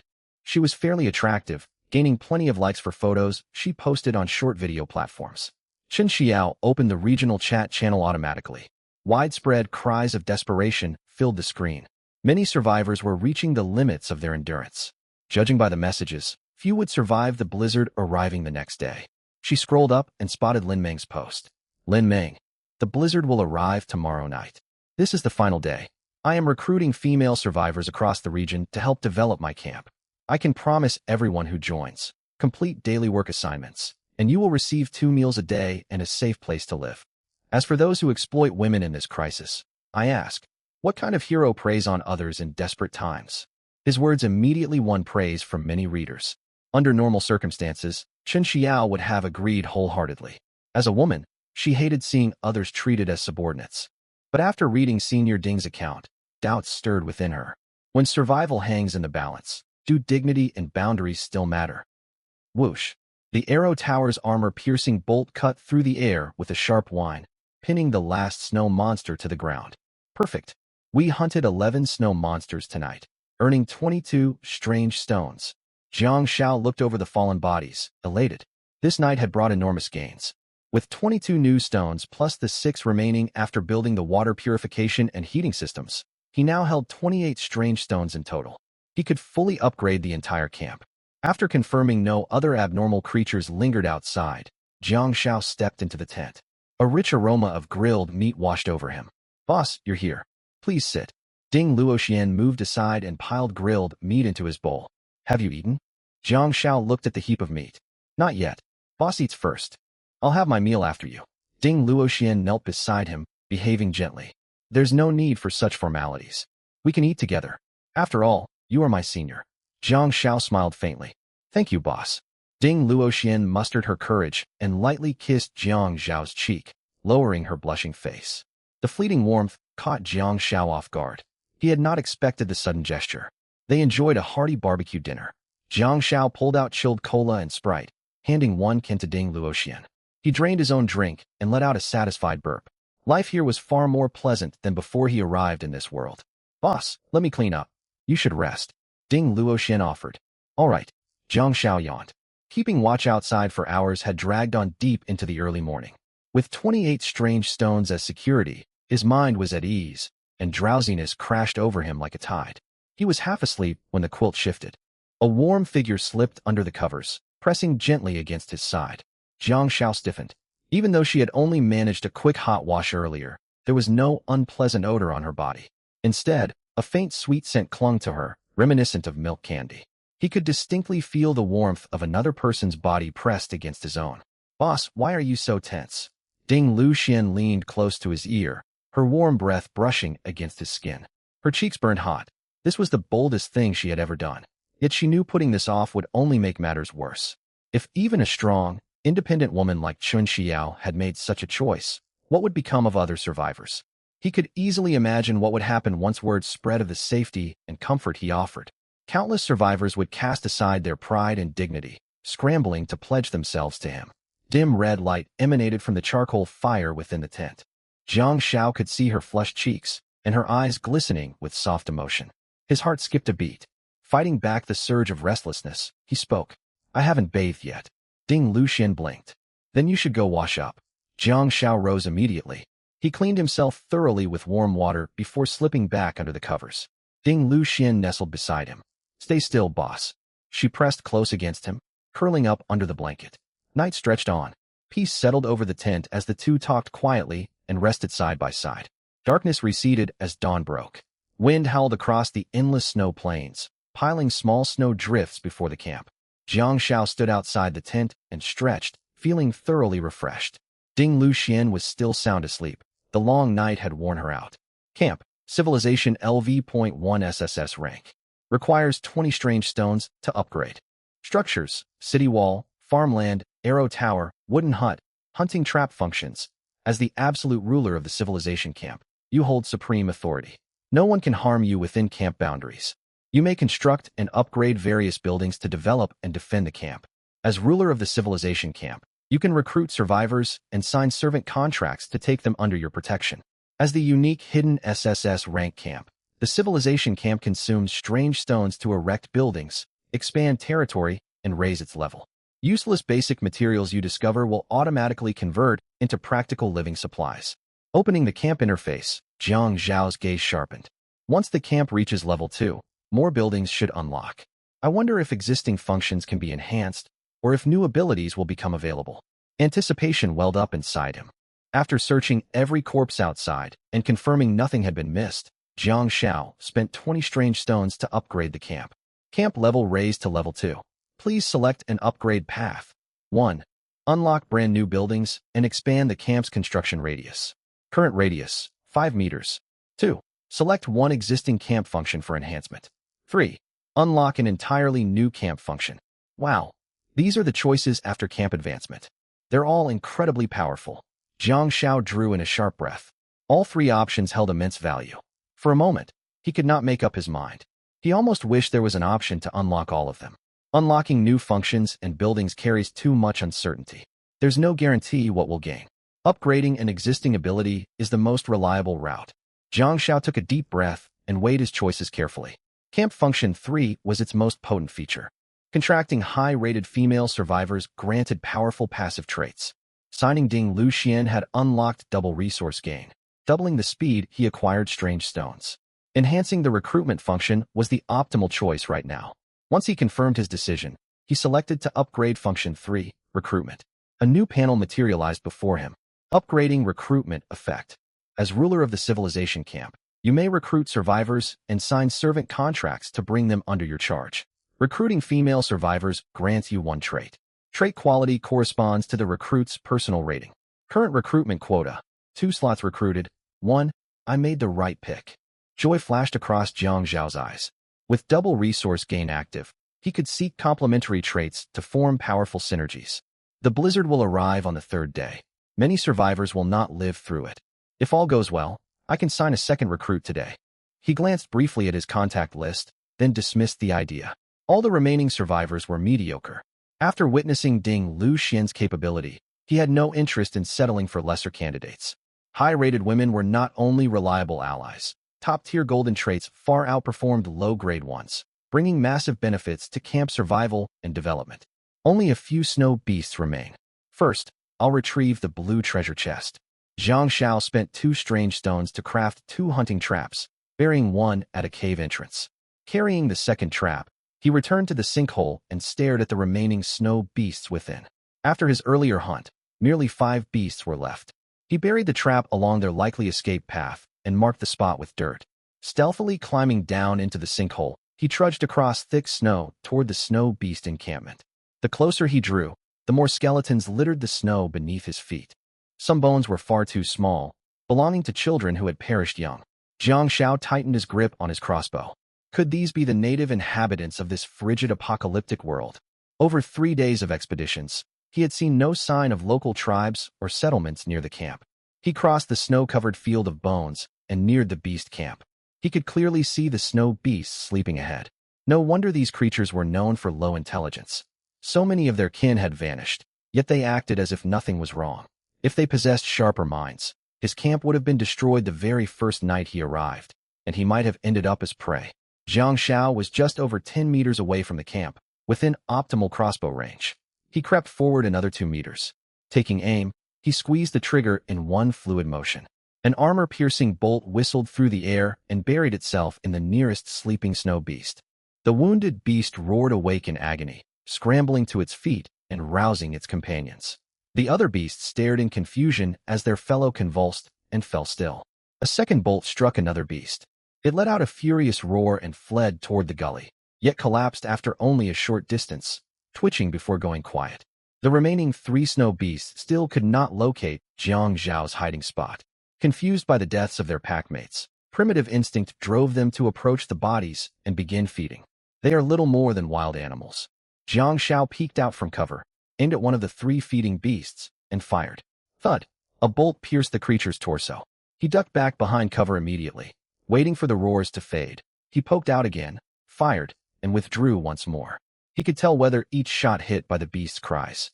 This hit-and-run strategy kept the unintelligent monsters completely disoriented. All 5 snow beasts fell to his crossbow bolts. Jiang Xiao sprinted out of cover, finished off each body with his machete, and quickly collected strange stones. His haul reached 10 stones. Combined with the 4 stored back at camp, he now possessed 14 strange stones in total. The stones were secondary. The blue-grade treasure chest within the beast camp was the true prize. Jiang Xiao rushed to the chest, tucked it against his chest, and raced upward out of the sinkhole without pausing to open it. Thick snow crunched beneath his boots. He had barely climbed out of the sinkhole to catch his breath when an enraged roar echoed from the gully below. His expression hardened. It's the Tier 3 snow beast. It triggered one of the traps. I need to leave fast. Hunting traps cannot hold a Tier 3 monster for long. If it spots me, it will give chase. He dared not linger. Clutching the chest, he ran toward camp. Above, the sky darkened completely. Heavy clouds hung low, an ominous sign of the coming storm. The blizzard was on its way. Jiang Xiao ran far enough from the sinkhole to glance back. He saw the Tier 3 snow beast tangled in the second trap. Tier 1 hunting traps can fully restrain Tier 1 anomalous creatures. They hold Tier 2 beasts for a short time, but against Tier 3 targets, they can only stall them for a fleeting moment. With that thought, he sprinted onward with the chest. He spotted a withered forest ahead. The camp lay just beyond the trees. Jiang Xiao slowed slightly to catch his breath, staring at the chest in his arms. No matter what is inside, 2 Tier 2 arrow towers paired with my crossbow can handle most anomalous creatures. Tier 3 beasts are dangerous, but if I lay enough traps, each one buying a single second of delay, 8 traps will grant 8 seconds. Enough time for the arrow towers to riddle any foe. He returned to the camp, where the air remained comfortably warm. He finally had a chance to rest, rubbing his frozen hands. It felt as if his limbs no longer belonged to him. Only when the warmth of the campfire wrapped around him did the bitter cold fade, and his numb body slowly regained feeling. "Boss, you brought the chest back." Ding Luxian emerged upon hearing the commotion. She froze at the sight of the blue treasure chest. A blue chest. The highest grade chest she had ever opened was merely white, yielding basic crafting materials, barely worthy of being called treasure. She rarely spoke in the regional chat channel, but she read messages constantly.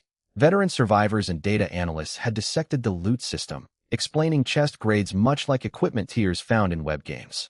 White was the lowest grade, only granting common resources and daily supplies. Green chests held far better rewards. With luck, they could contain weapons and gear, yet nearly all green chests were guarded by anomalous beasts. Higher grade chests were always situated closer to monster lairs, making them extremely difficult to obtain. As for blue chests, few people in the regional channel boasted of claiming one. Most survivors only shared screenshots from green chests, and those hauls sparked widespread envy. I hunted down many snow beasts last night. Only a handful remained at their camp. It was a close call, but I managed to retrieve it. Jiang Xiao nodded calmly and placed a hand on the chest. The lid creaked open. Streaks of colorful light swirled out from within. Ding Luxian covered her mouth, forgetting her own fatigue as she stared at a swirling mass of purple luminescence. Purple, a rank higher than blue. System notifications echoed in Jiang Xiao's mind. Ding. You obtained Space Watch Purple ×1. Ding. You obtained Tier 2 Building Duplication Card Blue ×1. Ding. You obtained Cold Proof Coat Blue ×1. Ding. You obtained Healing Potion Green ×1. Ding. You obtained Multi-Purpose Portable Emergency Kit White ×1. Ding. You obtained Protective Supplies White ×1. Unbelievable. The rewards from a blue-grade chest are incredible. Jiang Xiao could not hide his astonishment. The moment loot appeared, the double resource gain trait activated, duplicating every item he received. Standing beside him, Ding Luxian covered her lips, awe shining in her eyes. She was sharp enough to realize the camp's special ability had triggered. The power to duplicate supplies. Just what rank was this camp? Jiang Xiao examined each item one by one. Space Watch Purple. Contains a 1M x 1M x 1M storage dimension. Operable via thought once worn. 1 meter pickup radius. Tier 2 Building Duplication Card Blue. Usable on Tier 1 to 2 buildings. Creates an identical copy of the target structure. These two items were game-changing. With the Space Watch, he no longer needed to carry items tucked against his chest while traveling across the snow. Valuables could be safely stored inside. Thanks to the duplication effect, the single card had become 2. He could duplicate 2 more Tier 2 arrow towers. 3 Tier 2 arrow towers. Even a Tier 3 anomalous beast will be overwhelmed before it reaches the camp. This is truly invaluable. Overjoyed, Jiang Xiao grasped the card and whispered the activation command, selecting Tier 2 arrow tower as his target. A miraculous sight unfolded. Pale white light emanated from the existing arrow tower, splitting off a translucent spectral copy. When the light touched the ground, it solidified into a second Tier 2 arrow tower on the opposite side of the main hall. He activated the second duplication card. Light flared once more, and a third arrow tower materialized. The previously open camp now felt compact with 3 imposing defensive structures. Jiang Xiao gazed at the 3 cold, solid arrow towers. A powerful sense of safety washed over him. Cold-proof coat blue. Withstands extreme temperatures below 30 degrees Celsius. 100 durability. Durability drains at varying rates depending on ambient temperature. Healing potion green. Relieves pain, mends physical injuries, and partially suppresses negative status effects upon use. Multi-purpose portable emergency kit white. 21 configurations, 162 components, packed with first aid supplies. Excellent. Jiang Xiao thought to himself. The cold-proof coat could save his life amid brutal blizzards. The other items were equally vital medical resources. In this frigid apocalypse, anomalous beasts were not the greatest threat. One could hide inside camp walls from monsters, yet untreated wounds often meant a slow, painful death without medicine. All 3 items were lifesavers. Jiang Xiao slipped the watch onto his wrist. At his mental command, a dark storage space unfolded before his eyes. Another thought sent the 2 cold-proof coats inside. He summoned them back just as easily. This spatial artifact is extraordinary. Delight flickered across his face. He stowed his crossbow, bolts, machete, and strange stones within the watch. With the storage device, he could carry food and cold weather gear for long-distance exploration trips. He only wished he had more people under his command. Then he would not need to venture out personally so often. He tried putting on the second watch, yet it failed to activate. Only one could be worn at a time. This spare watch might fetch a good price if I traded on the global market. He picked up the final item, a faint curious look on his face. He had not expected protective supplies to spawn from a treasure chest. Ding Luxian stared at the 3 arrow towers, forcing down her shock. Her emotions were far calmer than they had been the previous day. When she noticed what Jiang Xiao held, her cheeks flushed crimson. She had never dated anyone, yet she recognized what the supplies were. Ding Luxian huffed quietly. She never imagined a treasure chest would drop such items. You hold on to these. Jiang Xiao tossed the 2 packs to her. Oh, okay. Ding Luxian hastily stuffed them in her clothing, her face burning as she ducked into the tent. Boss, come eat. Lunch was thin congee paired with grilled meat cooked on a stone slab. Even by pre-apocalypse standards, it was a satisfying meal. Buoyed by the rewarding blue chest loot, Jiang Xiao leaned back comfortably as he sipped congee and opened the regional chat channel. Several tens of thousands more survivors had perished overnight. He predicted even greater losses once the blizzard struck. Those who survived the storm would face slightly brighter prospects in the days ahead. 3 days of development. The blizzard would sweep away the weak. Those who survived were either a little luckier or possessed strength and steady minds. As the blizzard drew near, people in the regional channel grew increasingly frantic. Most of them teetered on the brink of death. They knew they would not survive the storm, burning their last spirit stones to cling to their fleeting lives. Last day, ha. Die all of you. I'm not going to make it anyway. It won't be lonely on the road to the afterlife, not a loss. Does anyone have iron ingots or spirit stones? I'll trade water. I beg you, please save me. You think we're fools? Snow is everywhere. Just grab a handful when you're thirsty. No one's trading for water right now. Resources for upgrading are skyrocketing, and spirit stones are extremely scarce. Is any camp taking people? I've got 1 spirit stone left. Come pick me up, and I'll head over. Don't get your hopes up. From my guess, at least half of us haven't upgraded our campfires. The real powerhouses keep a low profile, developing quietly and accumulating resources. None of them will hop around like clowns in the regional chat. Master Lin Ming, I know you're watching. Please share your coordinates. I'll bring everything I own to join you. Lin Ming, do you think my camp is a scrap collection yard? You can't just waltz in here. Let me make the recruitment rules clear. First, good physical fitness. Second, experience in technical professions. Office workers who sat in air-conditioned rooms need not apply. Third, attractive young women. Meet at least 1 requirement, and you can come. But I'll warn you up front.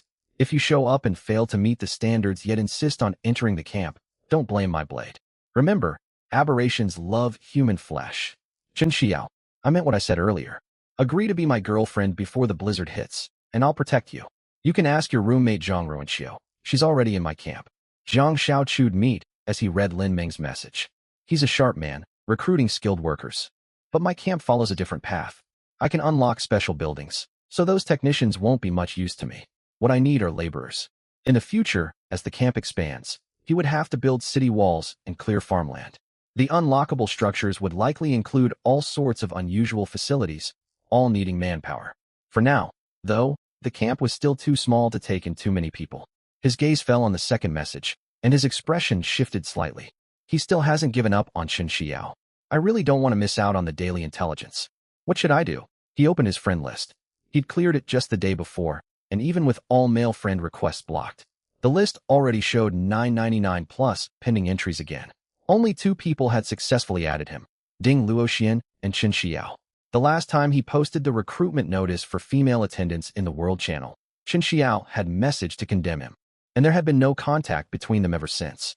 Her avatar remained lit, proof that she was still alive. Ding Luoxian set the grilled meat on Jiang Zhao's bowl. Jiang Zhao sipped grain soup and bit into the meat. She clings so tightly to her dignity and principles. It seems survival pressure hasn't pushed her to the breaking point yet. Lin Ming's plan will fall flat. He took another sip of soup and gestured for Ding Luoxian to serve him another piece of meat. Wrapped in the steady warmth of the campfire, enjoying grain soup and grilled meat prepared by Ding Luoxian, life was simple yet comfortable. Inside the camp, 3 towering level 2 arrow towers stood guard over the modest territory. While Jiang Zhao and Ding Luoxian savored their warm meal within the safe camp, a man wrapped in thick cotton clothing trudged across the endless snowfield. Frost coated his body, the bitter wind reddened his cheeks, ice crystals clung to his beard, and every breath fogged in the frigid air before vanishing. He looked to be in his late 20s. Suddenly, a faint glow of fire appeared in his field of vision. Despair instantly melted into wild joy. It must be Master Lin Ming's camp. The coordinates seem off, but I don't care. I just need to survive. He hurried toward the light. Back in camp, Jiang Zhao closed the regional channel and set his bowls on the table. When he had spare time, he traded food on the regional marketplace for plenty of upgrade materials. Through the camp's conversion function, those materials turned into usable daily supplies, including kitchen tableware. Unfortunately, the function could only generate everyday goods, and the items produced were completely random, leaving him no control over the outcome. Jiang Zhao only aimed to stock enough food to get by. He had no interest in reckless trading. He was no saint handing out meals to strangers, and he understood the old saying, "A small kindness earns gratitude. Repeated charity breeds resentment." "Boss, I'll wash the dishes. If you head out hunting, make sure to take me along." Ding Luoxian gathered the tableware, her expression earnest. "Have you fully recovered?" Jiang Zhao eyed her doubtfully. The senior had a peculiar constitution. She exhausted easily with minimal exertion. He had seen firsthand how quickly her energy drained. "I'm fine now." Ding Luoxian's cheeks flushed. She leaned forward and kissed Jiang Zhao on the cheek, speaking softly beside his ear, "Don't push yourself too hard tonight. We stayed up late yesterday." She turned away, her face burning hot. Jiang Zhao smiled quietly. The senior was utterly charming.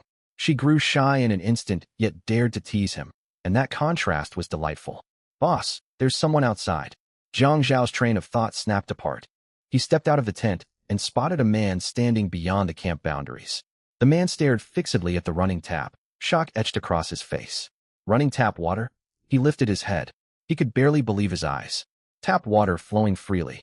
Had camps developed this far already? How could anyone have running water this early? He gasped. Beyond shock lay pure disbelief. It had only been a few days. Most people in the regional channel fought and killed for scraps of food or endured freezing danger to gather firewood. Yet this small camp possessed such a precious luxury as running water. He watched the clear stream flowing non-stop, then noticed the beautiful young woman crouching beside the faucet. Greed flickered in his eyes. But the next moment, a tall young man stepped out of the tent resembling an ancient military shelter, watching him with sharp vigilance. Frost clinging to his clothes, the man begged. "I came to seek refuge. Wandering aberrations destroyed my campfire. I couldn't survive out there alone, so I ran all this way. Please spare my life. I'll hand over all my supplies." Jiang Zhao's gaze turned cold, and he shook his head firmly. "You are not welcome here. Leave at once." The frost-covered man froze. He could not believe his plea had been rejected. Tears welled up as he begged again. "I have money. If you let me live, I can give you everything I own. My family runs a supermarket. We have millions. You have to believe me." Jiang Zhao looked at him with pity. "You're a grown man, yet you spout such naive nonsense. After so many deaths, do you truly believe there's any way to return to the old world? My camp doesn't need more people." He finally understood the kind of people you argued with online. People like this would be among the first to die. After being turned down a second time, the man's pleading melted into malice. Jealousy burned wildly inside him, consuming his senses. He rose to his feet and trundled back the way he came, silently memorizing the camp's coordinates. Hatred churned in his heart. I'll report these coordinates to Master Lin Ming. Just wait. I'll come back. Maybe Master Lin Ming will reward that woman to me. The memory of the woman's face stoked his jealousy hotter than ever. How had this young man gotten so lucky, living safely alongside such a beautiful woman? It wasn't fair. The more he thought about it, the more unbalanced he felt. If he'd held a blade, he would have charged into the camp to fight the youth. But he carried no weapon. It didn't matter. Master Lin Ming's camp was nearby. A crossbow bolt whistled out from the camp, piercing straight through his chest. The man kept walking for a split second. The arrow slid cleanly through his body. He barely felt pain, only a dull thud against his back. He glanced down and saw the bloodied hole soaking his clothing. Malice on his face transformed into raw terror. Strength drained rapidly from his limbs. He stumbled and collapsed heavily into the deep snow. In his final moments, fragments of his life flashed through his mind. He regretted everything, yet it was far too late. Even Ding Luoxian had not expected Jiang Shao to kill the stranger. She stood frozen, still holding unwashed bowls. Fighting aberrations was one thing, they were monsters. Watching Jiang Shao, younger than her, kill another human shook her to the core. Her mind went blank. But soon she recalled the greedy way the man had stared at her, his venomous expression, and the desperate, hateful words flooding the regional chat. Slowly, she thought the man had brought his fate upon himself. Ding Luoxian met Jiang Zhao's gaze as he looked over. She saw that his face was pale, a flicker of unease lingering in his eyes. Taking a deep breath, she stepped forward, wrapped her arms around his waist, and pressed her cheek against his chest, listening to his rapidly beating heart. Boss, you don't need to blame yourself. I understand what you were thinking. You eliminated a potential threat. You made the right choice.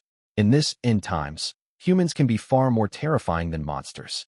She pulled back, looked up at him with clear, watery eyes, then looped her arms around his neck and pressed her soft lips to his dry ones. Jiang Shao was still stunned. Slaying aberrations and killing a person were entirely different matters. But the days lasted only a moment. As he felt her gentle kiss, he gradually relaxed. Ding Luoxian pulled away and whispered beside his ear, warm breath brushing against his ear. Stay with me. A surge of warmth washed over him. Jiang Shao lifted Ding Luoxian into his arms and carried her toward the tent. Meanwhile, out on the boundless snowfield, a campfire cast a small circle of warmth. Chun Xiao's trembling fingers closed around a spirit stone beneath an aberration's corpse, and tears streamed down her cheeks. There's still hope, Chun Xiao.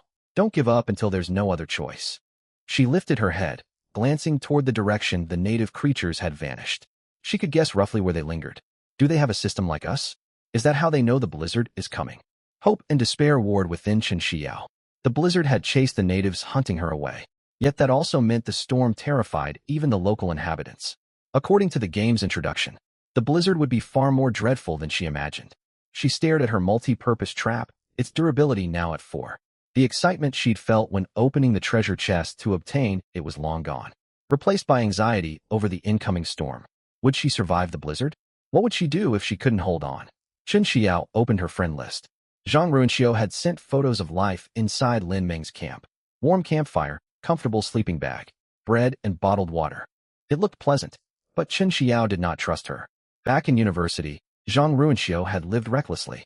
She frequently partied in bars on weekends, cycling through several boyfriends each semester, and had repeatedly tried to drag Chun Xiao along. Chun Xiao knew exactly what her former roommate was scheming. Next, she opened the picture Ding Luoxian had sent. The image was silent, yet she could almost hear meat sizzling and smell the rich aroma. Her mouth watered at the thought of seasoned grilled meat. Chun Xiao regretted sending that angry message condemning Jiang Shao. If her pride hadn't gotten in the way, she might be the one enjoying grilled meat in a safe camp right now. Or at the very least, she could still trade supplies for food instead of surviving on handfuls of snow. All her vanity and self-respect meant nothing in the face of survival. Ding Luoxian had understood that truth and seized her chance. Chun Xiao had let her slip away. She clenched her fists, overwhelmed by remorse. Her own actions had cost her the only person willing to trade food for upgrade materials in the region. Now the blizzard neared. She had no idea if her campfire would hold out. Starvation might claim her long before the cold. She stared at Jiang Zhao's contact entry. Her mind fought an internal battle. In the end, the pressure to survive crushed her pride. Heart pounding nervously, she typed out a message. Jiang Shao, I have some upgrade materials. Can I trade them for food? The blizzard is almost here. I've eaten everything I have left. I can only last 2 more days at most. If I run out of food, I won't be able to endure the storm. Nothing eased tension quite like a long period of quiet rest. It was a pity he had no cigarettes. A smoke would have been perfect. Jiang Xiao lay on the bed. Ding Luoxian curled up beside him, her hair sticking to her forehead, faint color still lingering on her cheeks. He held her gently as he scrolled through the regional channel. The blizzard arrives in 6 hours. My spirit stones are gone. The campfire's out. It's freezing. Does anyone have spirit stones? Save me. I'll work like a slave for whoever helps me. I don't want to die. I'm not ready. Please, someone help me. I have money, tens of millions, hundreds of millions. All of it is yours if you save me. It's useless. All struggle is futile. Maybe freezing quietly from hypothermia is the least painful way to go. Survival of the fittest. Jiang Zhao's expression remained calm. The weak who could not endure would perish. Even if a strong person pulled them to safety, they would likely die when new hardships arrived once the storm passed. Lin Meng, ha ha ha. I suggested cooperation from the start, and all of you mocked me. You brought this on yourselves. This game demands teamwork to survive. Also, I'm recruiting female attendants. Don't miss this chance. The blizzard hits tonight. This is your final opportunity. Lin Meng. Oh, and I'm also looking for one male attendant. Jiang Xiao, why not join me? Stop staying silent. I've sent you friend requests repeatedly. Do you think you're too good for everyone? Accepting my request is an honor. Come to my camp if you agree. Jiang Zhao's eyes turned cold as he read Lin Meng's words. Lin Meng was clearly letting success go to his head. His construction camp had solid foundations, granting a physical strength buff. Lin Meng was no fool, and he had gathered many like-minded survivors early on to develop his territory. Jiang Xiao suspected Lin Meng's construction camp focused on boosting individual combat power. It was a risky path. Aberrations possessed all kinds of strange abilities. Melee combat could defeat dozens of monsters. Yet a single fatal strike from one creature was all it took to kill you. Clown, Jiang Xiao typed briefly. He ignored Lin Meng's enraged replies and opened his friend list. A faint amused smile tugged at his lips. The school beauty finally broke. Her dignity and principles weren't as unshakable as she thought. He shifted into a more comfortable position, feeling Ding Luoxuan's soft form beside him, and opened her message. Even through the system screen, he could sense Chun Xiao's despair. He chose not to reply. Trade with her? There was no reason to. He had more than enough food. Besides, she claimed she could survive 2 more days. She might as well hold on a little longer. At the end of the day, Chun Xiao hasn't fallen into total despair. She still clings to hope. What will she choose once that hope crumbles completely? A faint smile curved Jiang Zhao's lips. He took the spatial watch out from within the spatial watch and sent its appraisal information out to the whole world. By chance, I obtained a purple tier spatial equipment that frees up your hands. Anyone willing to trade, send your offers to my private messages.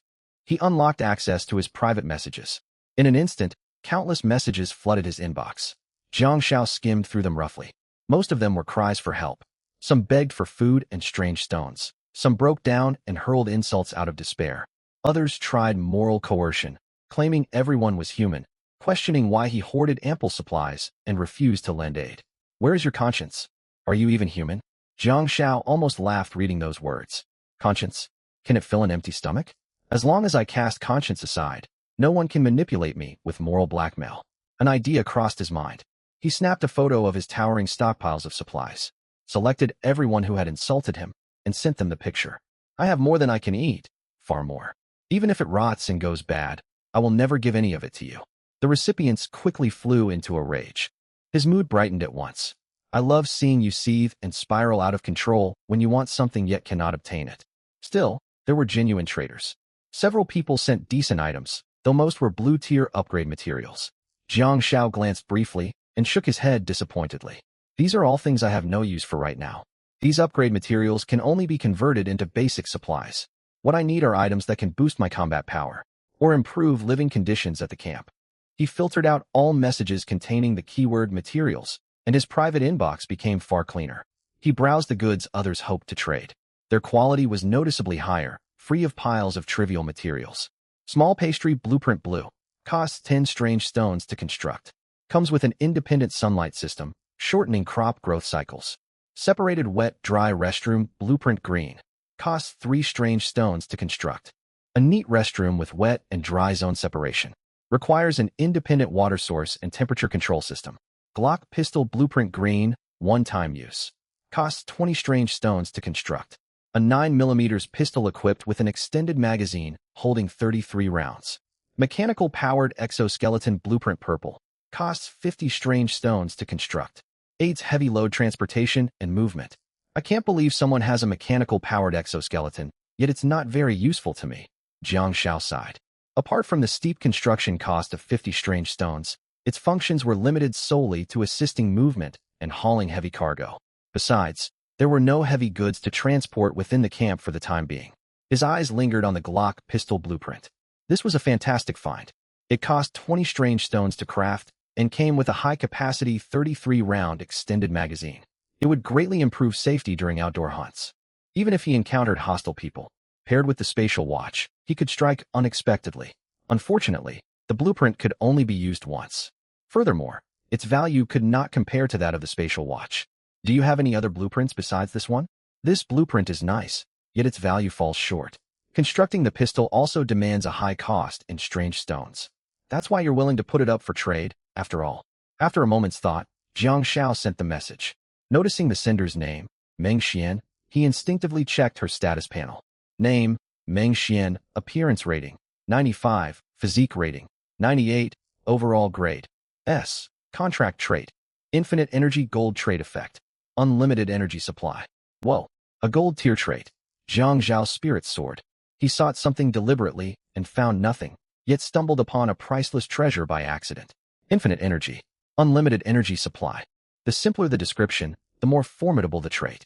The camp relied entirely on strange stones for power. If he obtained this trait, he would never need to worry about energy consumption, saving an enormous number of strange stones. Each arrow tower consumed 1 strange stone per day, the same as the campfire. 3 arrow towers would use 3 stones daily. The campfire, snow water purifier, hot water heating unit, all ran on strange stones. As more buildings were erected in the future, daily energy expenditure would grow astronomical. Infinite energy meant massive savings. He drew a sharp breath at the thought. His gaze settled on Meng Xian's profile, filled with strong desire. I wish I could be an upright man, yet circumstances leave me no choice.